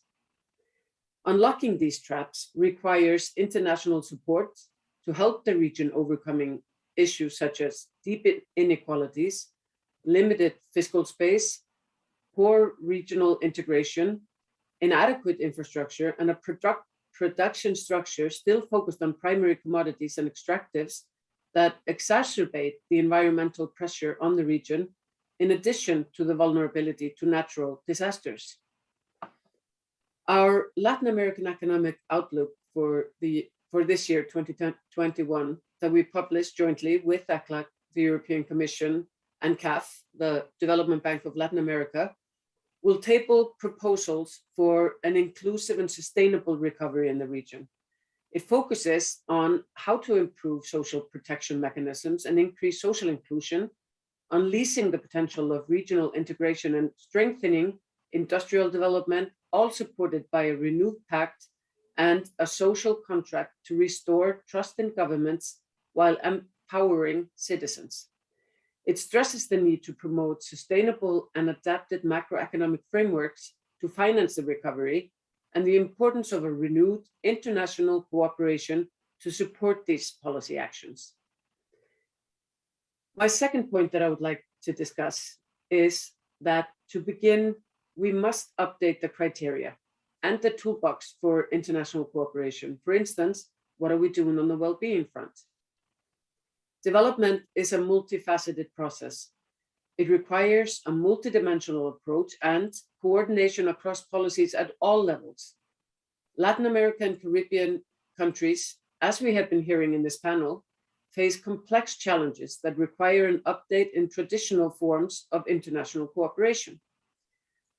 Looking through the lenses of development in transition, we note that some developing and emerging economies have increased their levels of national income, yet still face daunting multidimensional development challenges. This is the case of the LAC region, which has seen remarkable socioeconomic progress since the beginning of the century, yet large structural vulnerabilities remain and new ones have emerged, many of which are linked to the transition to higher income and development levels.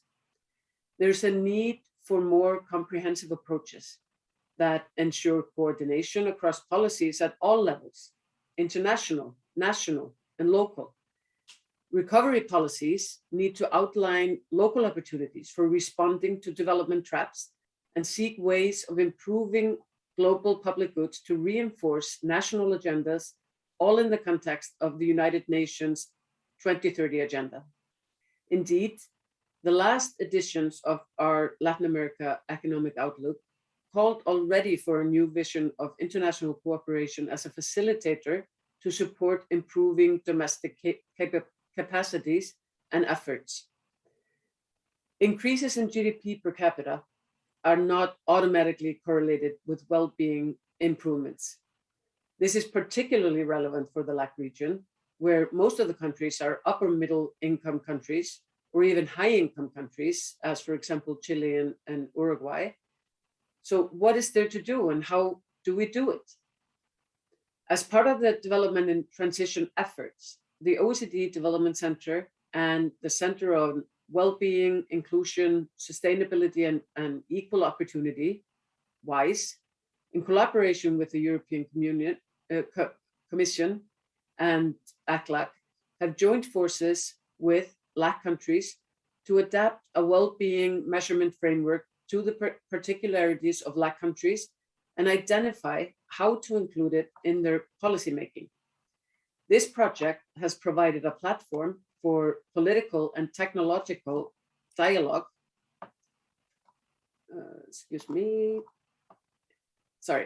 This project has provided a platform for political and technical dialogue with statisticians, planning ministries, development cooperation agencies, and other policy actors from across the region and the world, aiming to identify top-level well-being metrics for the LAC region for achieving the SDGs and the best practice for informing national policy and international cooperation strategies.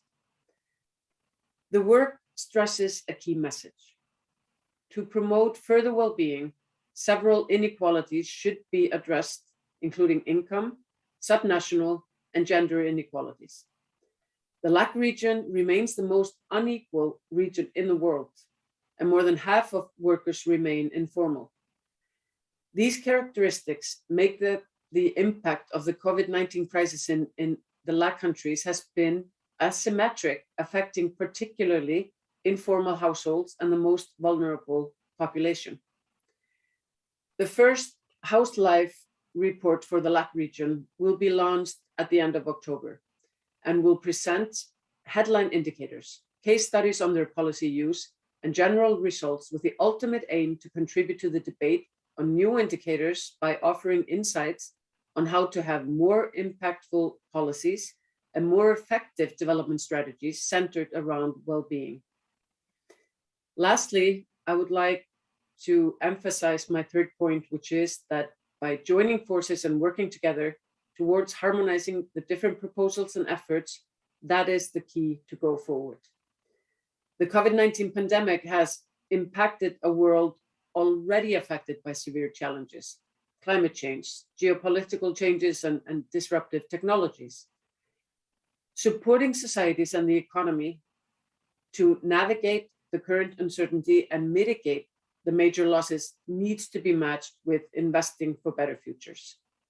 Developing countries' resource mobilization capacity is much lower than what advanced economies can and are doing. The risk of increasing divides across and within countries is huge, and the multilateral system needs to step up to the challenge and ensure that no one is left behind. Development is evidently not only about getting GDP growth back on track. It's about enabling people and societies to pursue their visions and their dreams, and about entrepreneurs being able to grow, to invest, and to innovate. It's about building resilience. It's about making this growth inclusive, shared at different levels of society. How we measure recovery and what criteria we use to allocate international cooperation resources matters in determining investment and partnership effectiveness.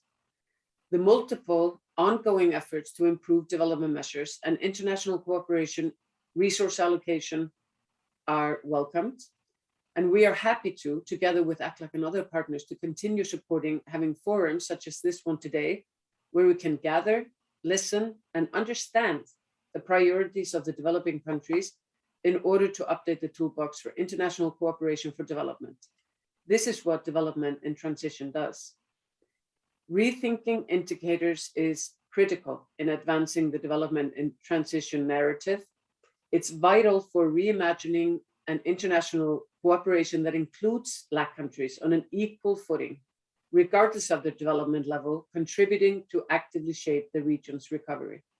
More than ever, we need to continue collaborating for improving the well-being of all Latin American Caribbean citizens.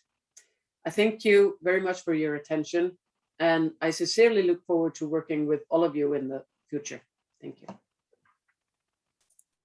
Thank you, Madam Ardadotir, for your remarks.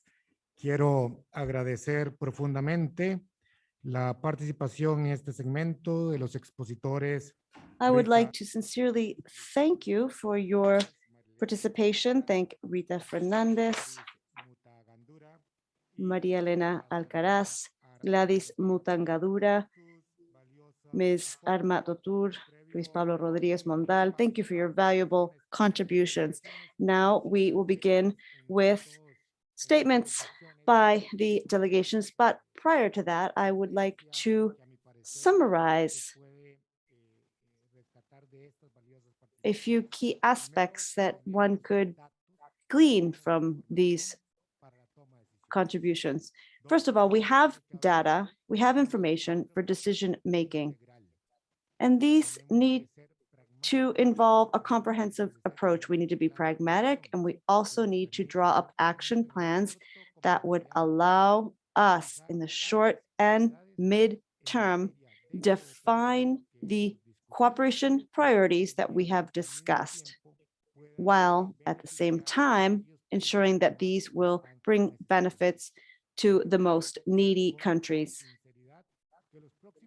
We sincerely believe that the next 14 months will be crucial so that we can actually show that the new international cooperation concept that the citizens are requiring will be able to focus on these priorities. And this will also hopefully include installed capacity, coordination, and equal opportunities in terms of resources. Hopefully with all of this, we will able to more efficiently and more intelligently support the Latin American Caribbean nation.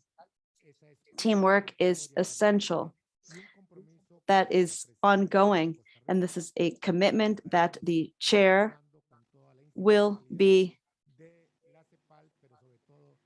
upholding with ECLAC, ECLAC's team, our friends, our institutional partners, as well as the participation of all the member states.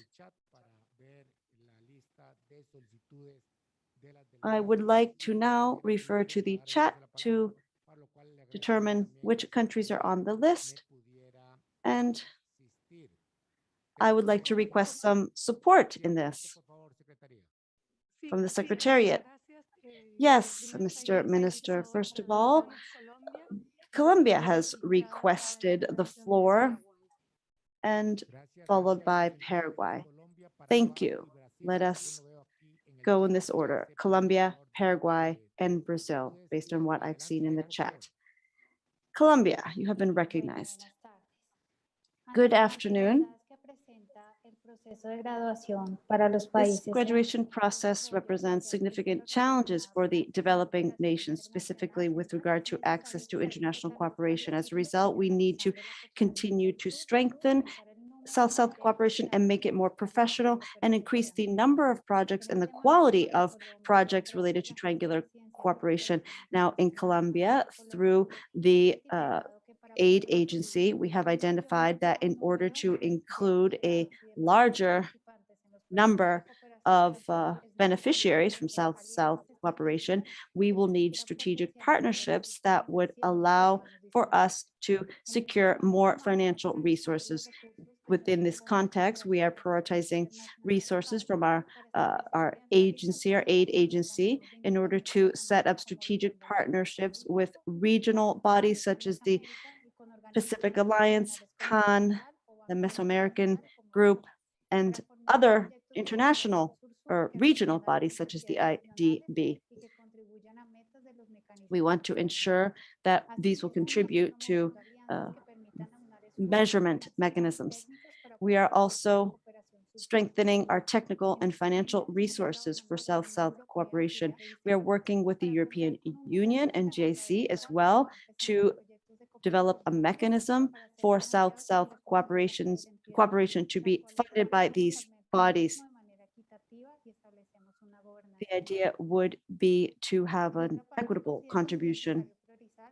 We also believe it's necessary to prioritize working with other international actors, for example, philanthropy or other bodies.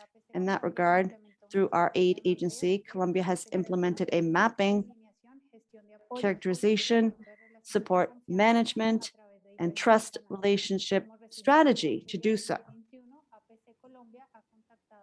Our agency has consulted with 24 private organizations and others, including international NGOs and different philanthropists. That is what I wanted to share with you. Philanthropist. Thank you for that. Now I would like to give the floor to Paraguay. Dr. Cynthia Filatigas. Thank you, Mr. Minister. Greetings to the chair, my dear friend Rita, my colleagues from ECLAC and elsewhere, those preceding me. It's always a pleasure to listen to the Executive Secretary, Alicia Bárcena, for her clarity and justifications. Paraguay agrees with the proposal related to development in transition. We believe the arguments have been well stated. We are a landlocked country developing as well, and we are aware of these symmetries. And we are a high middle income country.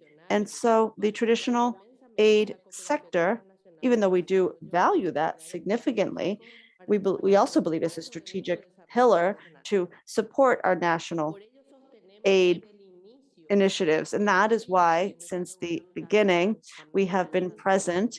For example, in the meeting in Chile, we have been involved in the process, thanks to support from ECLAC, the European Union, and the CAN committee.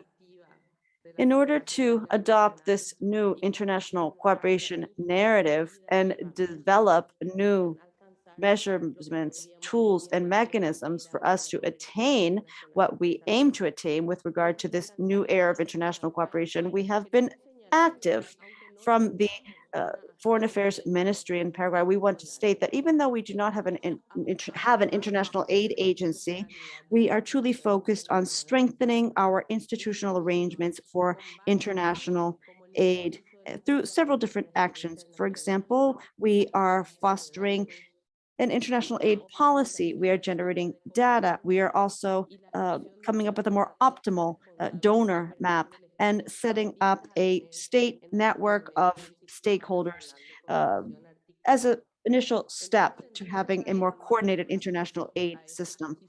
We reaffirm our support for the regional posture, and we truly appreciate the excellent conceptual note that we have received realizar algunas consultas internas de manera This eventualmente provide us with some time to make the necessary internal inquiries so that we can further our contribution. Thank you for that. Thank you, Madam Director. Yes, obviously, the document requires additional contributions to make it more robust.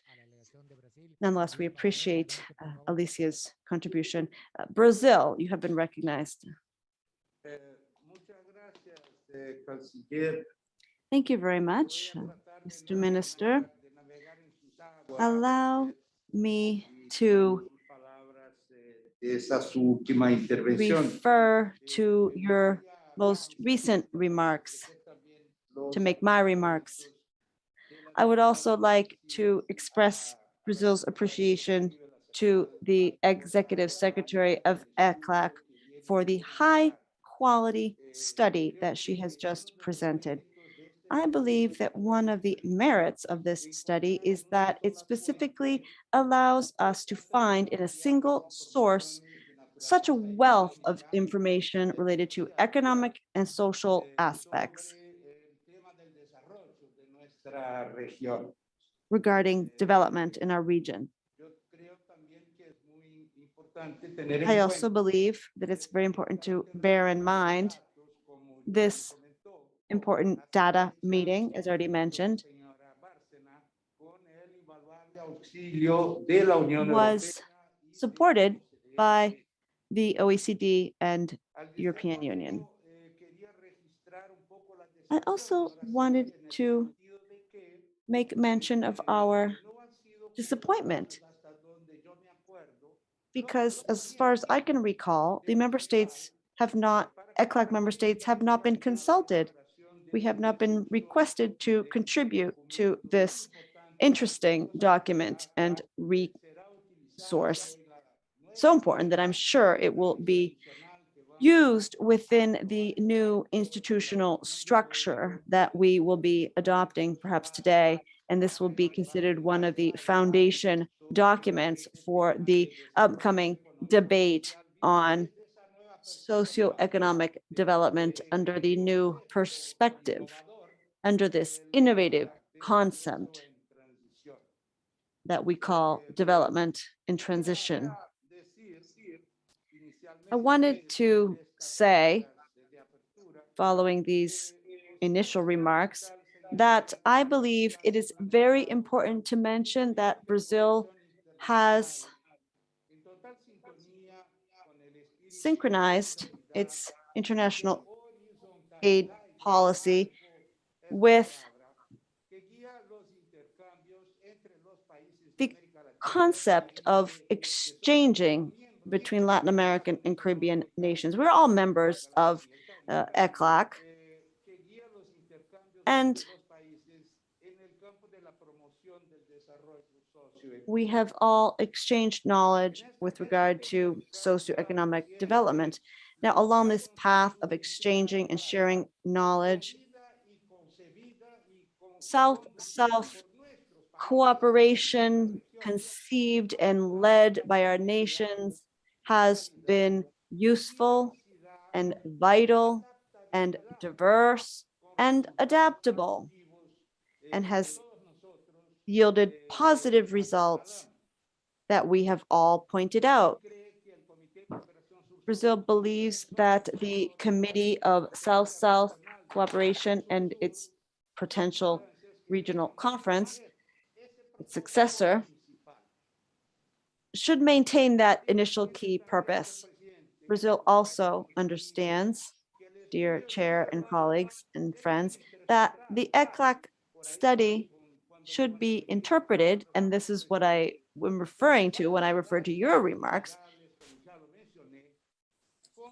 it should be interpreted as an analytical study, practically academic, one could say, since the concepts and statements contained therein were not subject to government consultation or member state consultation. As a result, and naturally, this cannot commit us or the governments to the proposals, comments, or suggestions in the document. Of course, this does not mean that we should not study it carefully in order to positively contribute to discussions about the topic, very relevant to the region. I do not want at all to detract from the relevance of this at this time in the region, but I must point out that the distribution of this study by the Executive Secretariat of ECLAC just 1 week before this extraordinary meeting that we are at did not give us sufficient time, at least in the case of the government of Brazil, for domestic in-house consultations that we will, of course, proceed with in order to react at the very high level that has been presented in this document that we greatly appreciate. We will make these consultations to the president as of tomorrow, and when we return to examine the document, we may offer more than these initial words that Brazil is sharing right now.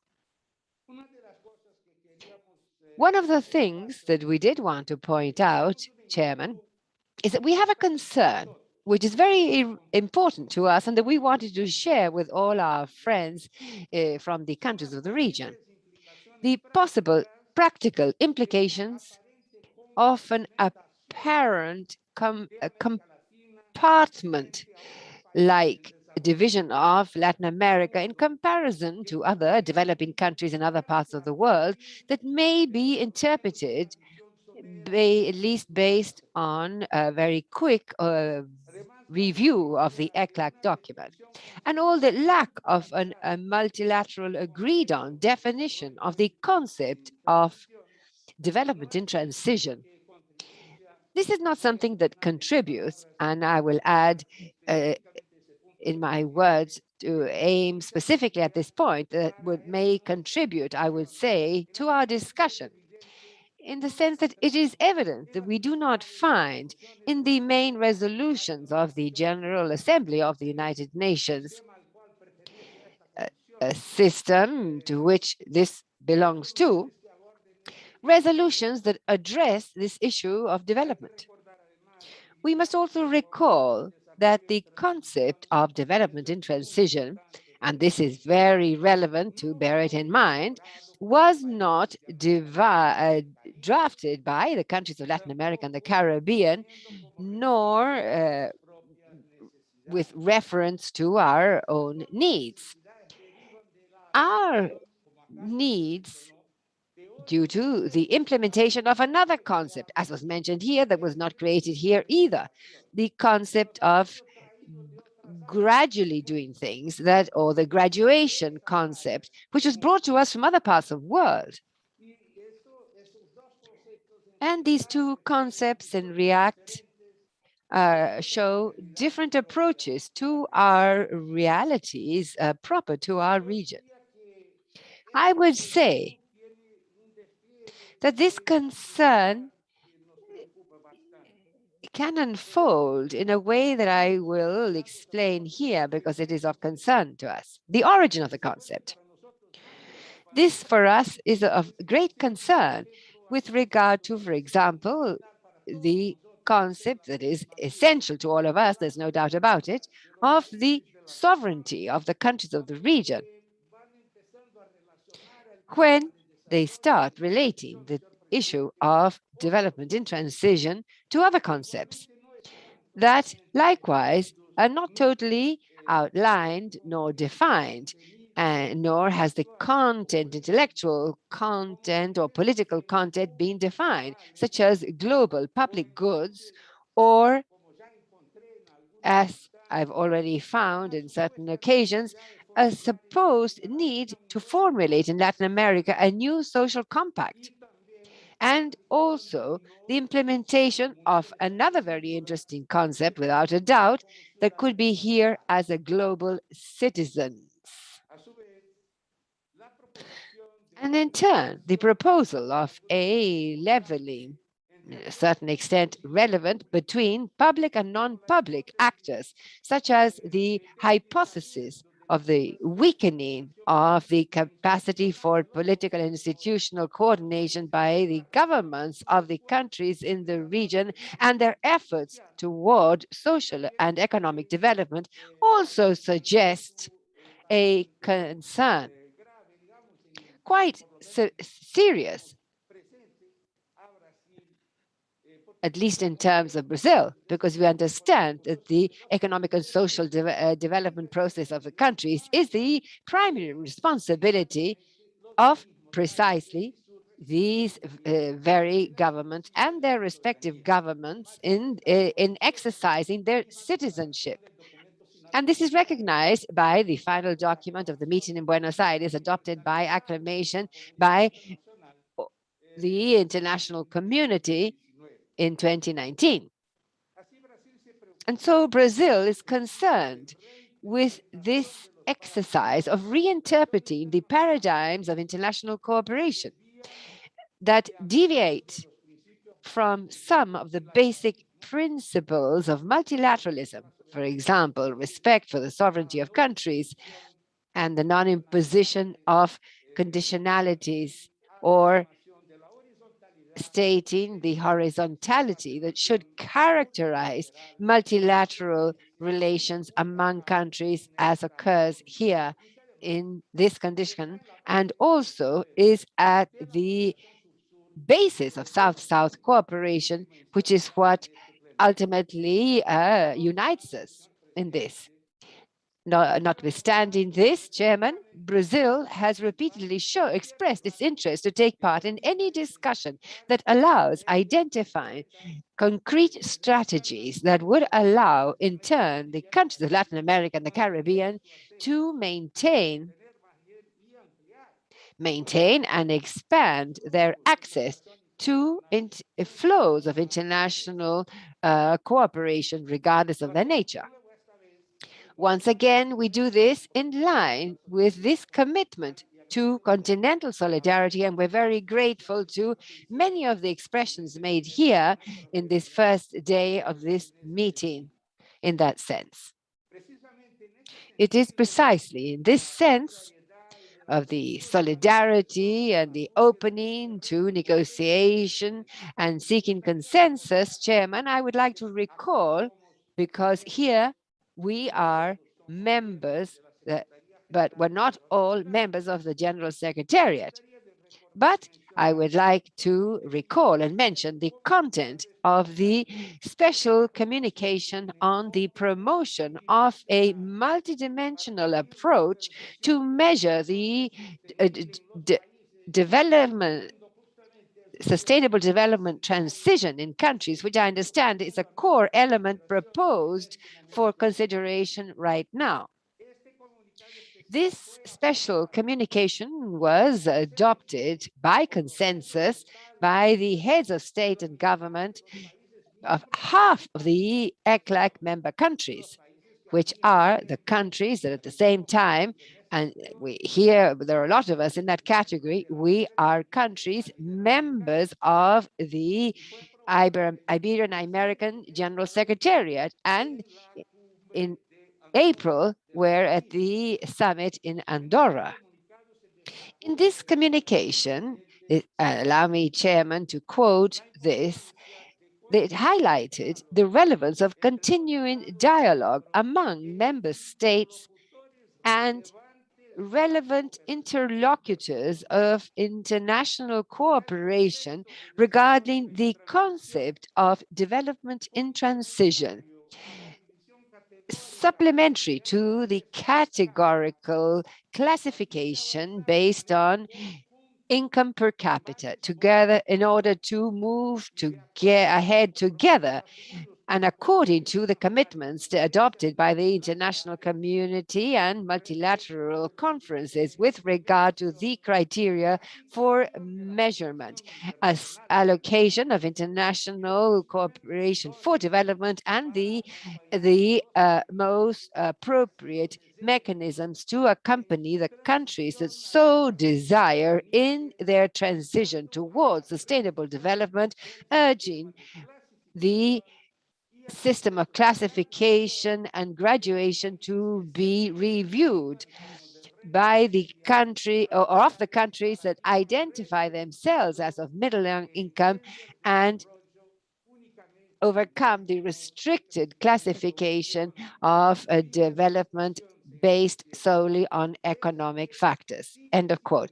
This continues to be the Brazilian impediment in this regard.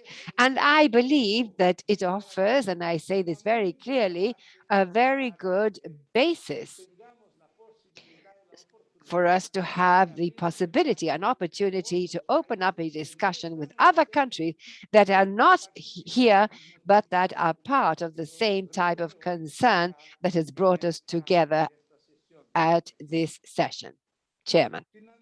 And lastly, Brazil would like to make an additional warning, Chairman, and that I would like to share.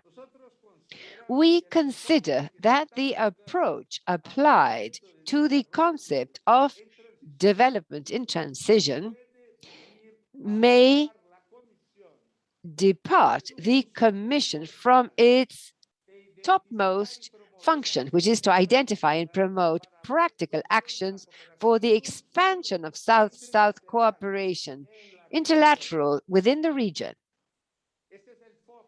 And that is the focus, I repeat, of the activities of this Economic Commission for Latin America and the Caribbean, and will be, as I've already said, from the viewpoint of the Brazil, of the new conference that we are about to establish, and as set out by the principles and international guidelines that guide us in this.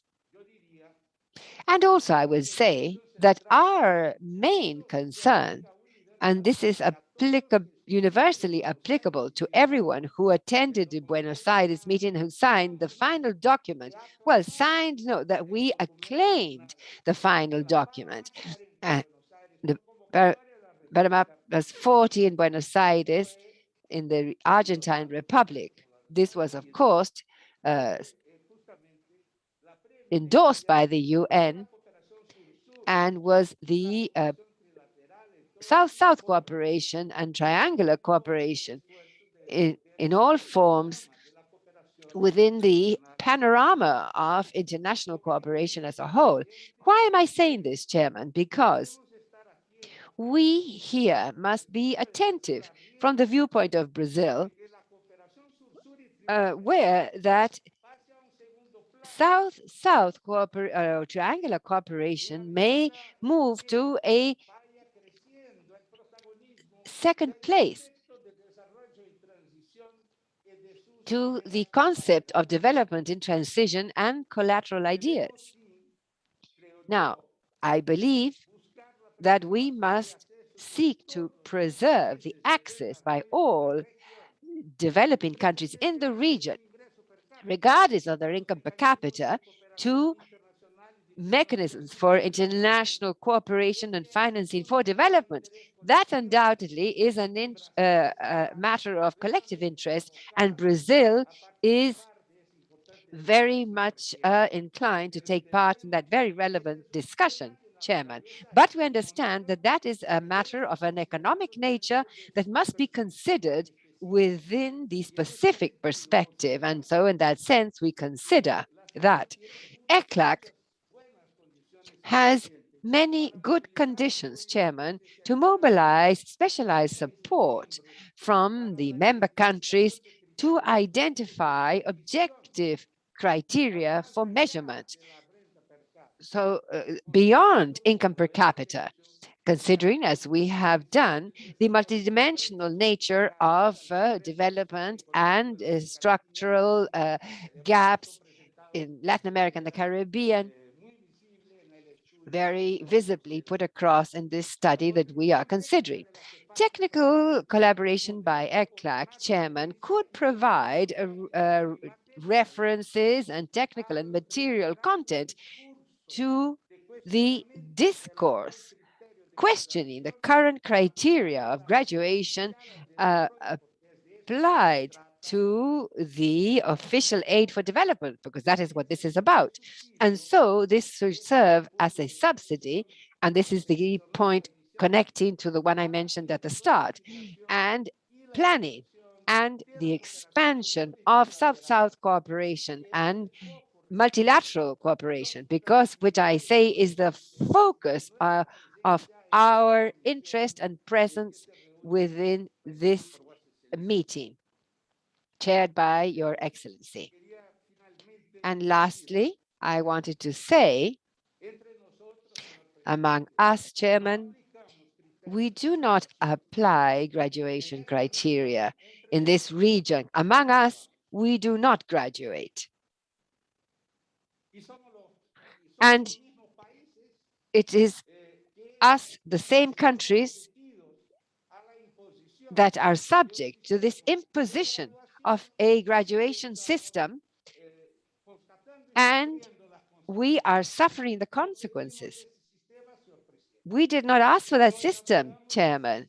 We did not devise that system, Chairman, but I believe that the time has come, and together with the ECLAC and so many countries interested directly in this topic, that we should converge to see that the concept, as put across, this is a way of saying it, and I will not extend this to more, that graduation be substituted by something else, a gradual approach or whatever. But that, as Mrs. Bárcena said, of course, this is a trap, but it has not been built by us, Chairman. We must, lastly, Chairman, consider that we cannot forget that the sources of financing for the region, we cannot forget that involving them in this discussion, because that is what will have to happen at the end, the private groups and countries that send us less than we would like official aid for development. And as was said here, foreign direct investment. It is a major task, Chairman. You can count on Brazil for that task. But do not count on Brazil to look down on South-South cooperation, trilateral cooperation, cooperation in the Greater South that we give, we recognize, and that we've seen that in the final document adopted in Buenos Aires in 2019. With that, I conclude my intervention. I thank you for your patience and your cordiality in listening to me, and I apologize for taking such a long time, longer than necessary, or more than what would be convenient for the rest of the meeting. But I would like to say that please take these words as a demonstration by Brazil of the seriousness with which we will deal with this topic, and the purpose based on solidarity, constructive, that we will act with based on this in all opportunities that we may have to be part of this discussion. Thank you, Chairman. Well, thank you, Ambassador, for your comments. And if you allow me, I would like to make a couple of clarifications to the document presented by Mrs. Alicia Bárcena called Development in Transition, Opportunities for Renewed International Development Cooperation in Latin America and the Caribbean. This is a draft document that has served to guide our discussion. It is not carved in stone. On the contrary, it is a proposal that invites precisely to this very rich discussion to which you have contributed with your intervention. I believe that it is very valuable that we may adopt and continue to contribute, because in the measure that we're able to move ahead towards that regional solidarity that would allow us to identify vulnerabilities, we would all be in the same boat and with the same aim. And so really the invitation is very cordial, so that all observations, contributions that may enrich this technical study as a first step taken by the Secretariat will allow us to continue to move ahead with these discussions that the region requires, needs to get to the definitions. But it is also important, a second point, as we've been talking about little by little in different spaces, but that we're not the only ones. On the contrary, this is a new opportunity, and we welcome all observations that will allow us to enrich the concepts, the criteria, and that at the end of the day would allow us to take this option, the action that the region has been called upon to address, and that we, the states, are responsible for doing. Thank you, Ambassador. Now I will recognize the delegation of Guyana. Please go ahead. Thank you. Thank you very much, Mr. Chair. Thank you for giving me the floor and for facilitating our dialogue on this important agenda item. I also want to thank the panelists and all the countries who have spoken before me.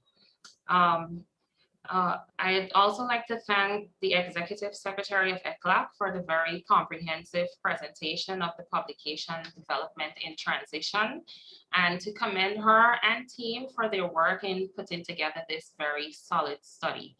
My delegation wishes to share some very preliminary thoughts on the subject, and more broadly on the idea of multidimensional measures of development. Mr. Chair, the development landscape continues to change, and more so now with the emergence of the COVID-19 pandemic. It is therefore urgent to rethink development cooperation modalities and development financing solutions. As a small state confronting several development challenges, including those presented by the climate emergency, Guyana welcomes every opportunity for engagement on multidimensional measures of development. Our region is intimately aware of the impact the pandemic is having on our development agenda, since we are among the hardest hit. Prior to the pandemic, our development model was facing a number of structural limitations, including high inequality, limited fiscal capacities, exports concentrated in low technology sectors, resulting in recurrent exchange rate and debt crises, low growth, high informality and poverty, vulnerability to extreme weather events occasioned by climate change, and biodiversity loss. The pandemic has further compounded these challenges, exacerbating the difficulties we were encountering in taking forward development. In view of these realities, Guyana remains convinced of the need to develop practical measures to alleviate the developmental challenges that countries like those in our region are facing. And we believe that the development and transition model could be a good point of departure, but like others, we are still studying the document and would therefore have to revert with more substantive comments on the elements therein. Nonetheless, we are of the view that decisions about development financing should be based on considerations of vulnerability and levels of resilience to that vulnerability. Guyana is therefore supportive of the development and use of multidimensional measures of development to govern decisions about concessional financing. Further, we are of the firm view that the sole use of GDP per capita as a development measure should be dispensed with, as it is not a true reflection of a country's vulnerability and level of resilience. It also cannot be used to give a true measure of the level of development financing that a country should be eligible for. The general consensus among countries within and outside of our region demonstrates the salience of this discussion and the need to seriously reconsider development measures. Countries such as ours must continue to emphasize the importance of approaching the development needs of countries beyond income-based classifications and graduation criteria in order to capture both their vulnerabilities and the multidimensional nature of sustainable development as emphasized in the 2030 Agenda. For Guyana, it is especially critical that vulnerability to climate change is factored into development financing considerations. We agree with the OECD's assessment that climate action must be integrated in multi-sector development strategies, since resilient recovery and sustainable development are intricately linked to our response to the climate emergency. Of course, financing is critical in this respect. The pandemic has compelled us to take a more earnest look as well at how the international development agenda can be accelerated and how the international financial architecture can be strengthened. That we are in the decade of action and delivery for sustainable development makes this focus even more urgent. Therefore, enhancing countries' capacity to respond to crises without bringing their development efforts to a halt is critical, and multidimensional measures of development are an essential part of the equation. Mr. Chair, we look forward to continuing discussions around multidimensional measures of development and more specifically this development in transition model. And we underscore that it would be in the interest of our region to take a coordinated approach to these discussions at the various fora. I thank you. Thank you, Guyana, for your remarks. En el orden de la solicitud de la palabra, tenemos a los siguientes delegaciones: Chile, Uruguay, Perú. Now we have Chile, Uruguay, Peru, and Honduras. Please, Chile, you have the floor. Good afternoon, Minister. To greet the Chair, Rita, dear friend, special greetings to the Executive Secretary of ECLAC. Firstly, I would like to thank the initiative of Costa Rica of having requested to ECLAC the preparation of this document. And of course, thanks to ECLAC for having done it, because we believe in Chile that this is a contribution to the debate in our region. It's not a closed document, it is a startup document that convenes, that includes new concepts, and that we need to start thinking about it more than ever in this juncture of the pandemic in which our countries have been hardly hit. We believe that hard hit. We believe that these concepts encourage us to rethink many of the elements of cooperation for development. We want to share with you some thoughts, some ideas that give rise to this reflection and challenging of this concept of graduation and of this of the model, the transition, development in transition model. We have questioned the graduation of stopping official aid for development. We have participated in several areas in dialogues between CAF, Latin America, and the Caribbean. In these spaces and in others, it is where, in our view, two central issues have emerged: the need to reconceptualize the notion of development and rethink the graduation of countries from cooperation for development. The Executive Secretary, Alicia, has given us some elements, the gradual spaces or gradual phases. Therefore, we need to understand and adapt our concept of development to the present phase through which we are transiting. And based on that, we understand that this need is not whimsical, nor does it emerge from a junctural concept. Everything indicates that we need to adapt our navigation tools in view of the different changing processes and new challenges faced by global society and our society of Latin America and the Caribbean. We firmly believe that international cooperation not only should demand transformations, but also has a key role in matters of identifying those changes. And here I want to link this with this morning's ideas. We are convinced that the importance of this proposal that emerged out of the Executive Secretariat of raising this committee to a regional conference, that in our view, among other things, a regional conference should be a space for debate to contribute to the world governance of international cooperation.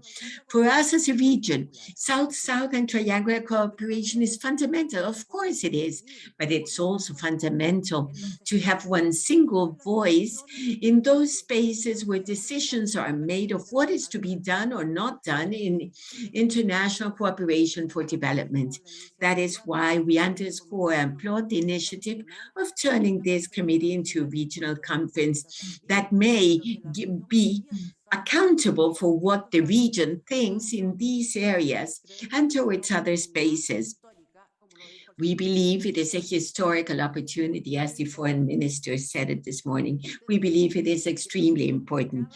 We understand and we are ever more facing a consensus in that development measurement based on GDP is insufficient.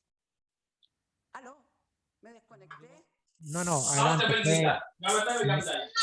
Tenemos un micrófono abierto. Un momentito, Ana María, por favor. Sí, gracias, ministro. Yes, thank you. Now it's okay. Yes. All of a sudden, everything turned black. No, nothing was lost. We followed you with great attention. Well, thank you. I was saying that we are ever more facing a consensus in that development measurement based on per capita GDP is insufficient. Therefore, it's evident the urgency of structuring new mechanisms and see processes and phenomena through which we transit to measure development. We need to be firm in that the process not be exclusively economic. Therefore, processes must respond to multivariate rationales attending to different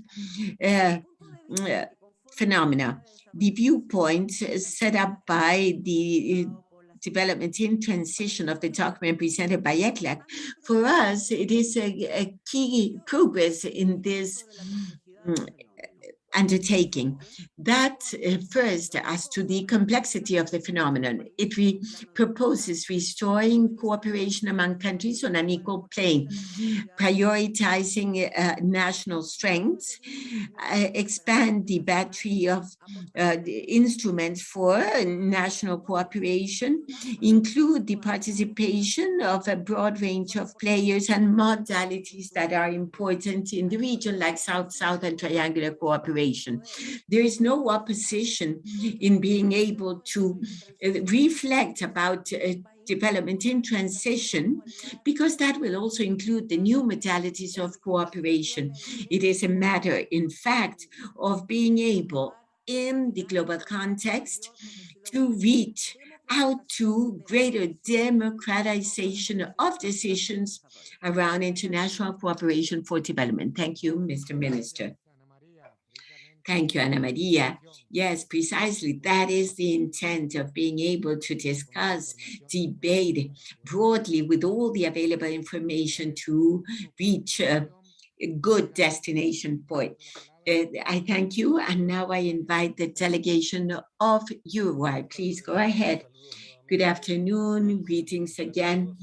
to Minister Solano Quirós, Executive Secretary Alicia Bárcena, our thanks and appreciation for the work presented by Mrs. Bárcena, multidimensional measurements of development that will be the basis for a profound analysis, debate, discussion, and hopefully for seeking consensus. Likewise, our thanks to those that made all the comments, to our friend Rita Hernandez and the other commentators. Just as has been said for you, why we need to rethink cooperation for development, leave behind traditional model and move towards a system of integral, comprehensive international cooperation model, including all developing countries according to their conditions and heterogeneous needs, a new narrative, a new paradigm. We need likewise to move forward to ensure financing sources that will support adequately this model. It is more necessary than ever to seek for those mechanisms that will allow to continue accessing international cooperation with a new framework in the SDGs and 2030 agenda should not be penalized with a withdrawal of international cooperation abruptly and only considering the criterion of per capita GDP, plus all the other consequences of graduation. From Uruguay, we insist with many other countries, as Chile has reminded, in that the way to measure development should change. The new world reality makes criteria obsolete, and the present COVID-19 pandemic has evidenced this totally. It is preeminent to seek joint solutions to joint challenges. As it was said, that the region speak with a single voice within the multilateralism framework, and to have as an access the multidimensional development prospect as set forth in the 2030 agenda, leaving no one behind. We need to generate more integral indicators that should take into account human development, poverty in all of its dimensions, inequalities, as well as social and economic and environmental dimensions of national production, and the persistence of structural gaps in all planes, related to all the elements included in the 17 SDGs, which is the path undertaken by the Secretariat of ECLAC. We understand that the criteria of assigning these measures must be based on a multidimensional perspective that will build a global architecture for cooperation where all developing countries will receive cooperation according to their challenges and vulnerabilities and gaps. Sustainable development should be comprehensive, integral, and the exchange of views among all countries is one of the tools that we were saying that we need to continue exploring. And we believe to end that this multidimensional approach and seeking additional criteria for measuring sustainable development, in our view, should be one of the central points in the future regional conference, and of course continuing exploring the necessary paths of regional solidarity through triangular and South-South cooperations. Thank you. Thank you, Alejandro, for those valuable concepts that put into context the discussion of this afternoon. I now invite delegation of Peru. Please go ahead. Thank you, Minister. I need to say a couple of things in connection with the ideas raised by the very important presentation of the Executive Secretary of ECLAC. To speak of cooperation is to speak of development. It is a window to fathom a real problem. So I think it is legitimate to encompass all the dimensions of the presentation, which is so interesting. The presentation of ECLAC. I wanted to also highlight the organization of this point of the debate. It has allowed us for not only a presentation, but for a series of country interventions that are highly enriching. It's not a dialogue of today, it is one that comes from way back, as it has been recalled by the delegation of Chile, and where the countries of the region have been discussing concepts like graduation and development in transition. I believe that the presence of the new director of the Development Center of OECD, and I think it is particularly interesting the comments she has made in that they evidence the importance of an element that is present in this meeting and in all meetings, and that is the political dialogue, the political debate. Political dialogue and debate are central to international cooperation and to the issues we are discussing here today, not just with regard to international cooperation, but other aspects. So in that regard, I think it's extremely important to have not this upgrade, but the transition of the committee to a conference, because clearly this will reinforce the political dialogue that already exists on different levels and different dimensions between us. But nonetheless, we need to reinforce this when addressing other regions with which we have fluid, seamless, I guess, fluid conversations. Now,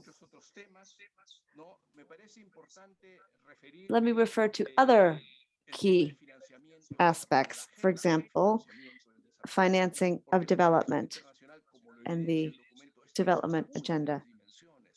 Only one of the dimensions of financing for development appears in the document, and clearly we need to link this with investments, debt relief, international trade, of course, is one of the aspects that best contributes to financing for development. That is what I wanted to share with all of you. Thank you for that, Mr. Minister.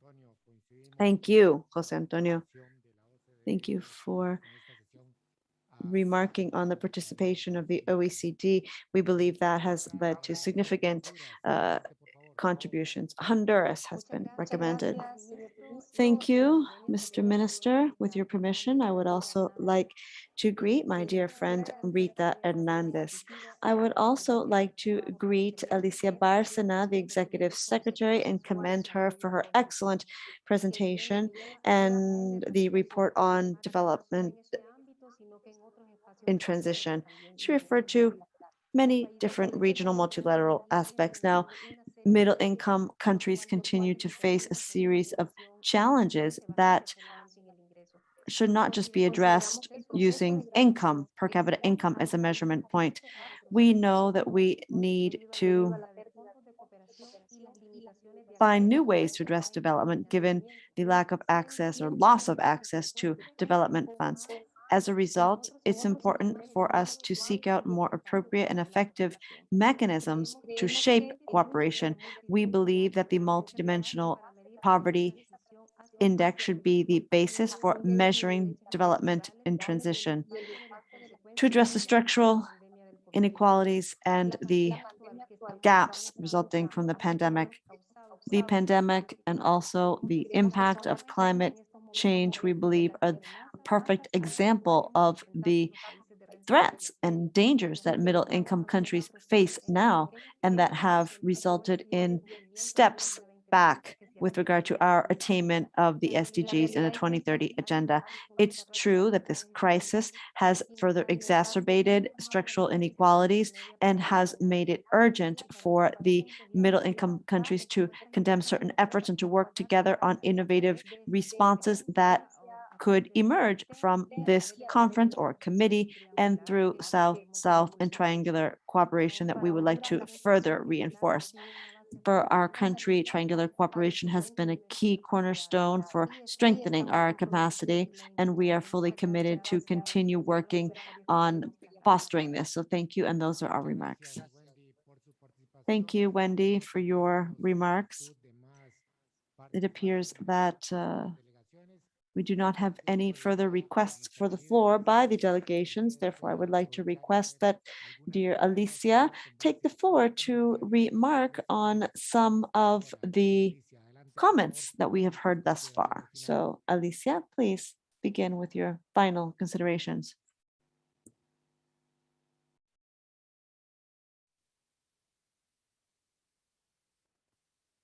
No sé si tenemos. Hola, están muteados en la sala, por favor, desmutear el Zoom. Please unmute your mic. Thank you. Thank you, Mr. Minister. I just wanted to take advantage of her presence. I feel as though I've caught you by surprise. Yes, of course, we appreciate Honduras's remarks, and the executive secretary has left momentarily, but she will be back very soon to refer to all of the remarks by the delegates referring to her presentation and also the remarks from the panelists and others.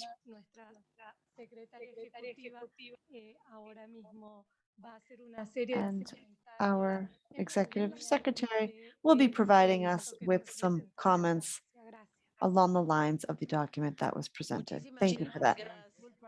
Thank you. I apologize, Alicia. We caught you by surprise. Nonetheless, we would appreciate your final remarks, considerations regarding the brilliant comments we've heard thus far today. Thank you very much, Minister Solano. I'm truly appreciative of all of the comments we've heard thus far from the countries, delegates, and others. This has been a very rich discussion, and as mentioned, this document is not it is not a recipe. It's not prescriptive. Rather, it's an analytical approach and to the various positions and situation of the middle income countries. Obviously, this is something that has an impact on the region. And well, we believe, and I think Chile stated this quite well, we believe that there is an aspect of South-South cooperation that must not be weakened. Quite the contrary. The idea is we reinforce South-South cooperation between developing nations and others. And of course, the goal here is for the country, the rest of the world rather, to hear the Latin American and Caribbean voice as well, because we want equal treatment with regard to financing for development and cooperation, as far as the way the international financing sector views this. I think that is the call here. Mr. Minister, I think, as you mentioned, this has been a very rich discussion, and as mentioned, the graduation criteria did not come from our region, but they are being applied to our region. And so, of course, Latin America and the Caribbean need to be a part of this debate.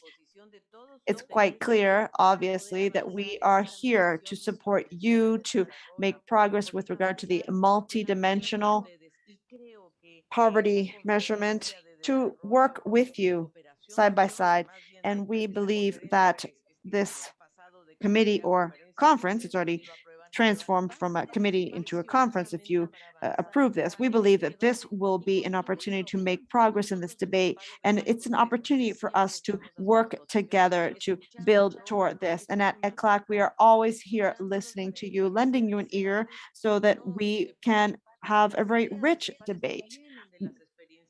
The ideas put forth by ECLAC come from you, the member states, from the mandate that you have provided us. Of course, we have tried to provide an analytical approach to the document, and the discussions that we've had with the center The Development Center of the OECD and the European Union are quite relevant, also because many of the donors are located in the European Union. It's important for them to hear the Latin American Caribbean voice. So I am very appreciative, and I believe that I would like to commend you all for your efforts in going over this document, and we truly look forward to your perspective so that we can have a document that reflects all of your standpoints. So what we have heard here has truly been music to our ears. This debate has been fundamental, and for countries such as Chile or Uruguay that have already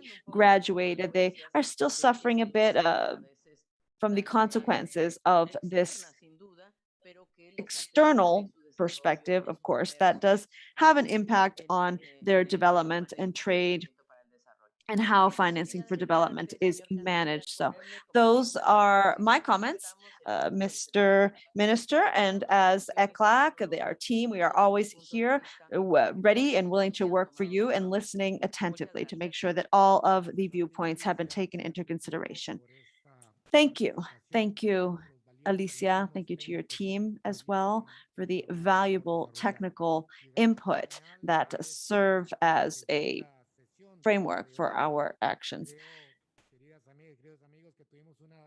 I believe that we have had a very interesting afternoon session, a very dynamic afternoon section, and an interesting morning section. If I were a TV host, I would say, do not change the channel. Be sure to come back tomorrow. You don't want to miss out, because tomorrow we will be launching the event with a presentation on the outcome of the 20th session of the High-Level Committee on South-South Cooperation of the United Nations. And in the afternoon, we will have dialogue of ministers of foreign affairs and high-level authorities on opportunities and challenges of international development cooperation in the context of the health, economic, and social recovery post-COVID-19.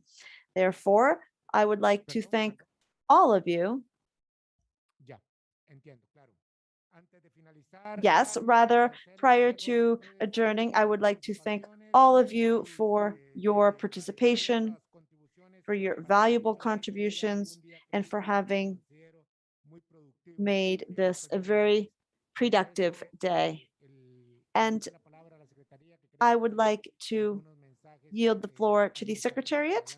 I believe the secretariat has some housekeeping announcements. Thank you, Minister Solano. I would just like to inform the participants that tomorrow they can join this meeting using the same link that they used today. And please be on the lookout for the message sent by the system so that you can accept this and be granted authorization as a panelist, and be sure to start your cameras and mute your microphones. Thank you. Thank you, Secretariat. I would like to thank all of the panelists and all other participants, specifically for those of you who are holding on into the wee hours of the evening in Europe. And thank you to Costa Rica and everyone else. We will see you tomorrow at 9 a.m. Costa Rica time. Thank you. Thank you, Mr. Minister, for all your efforts.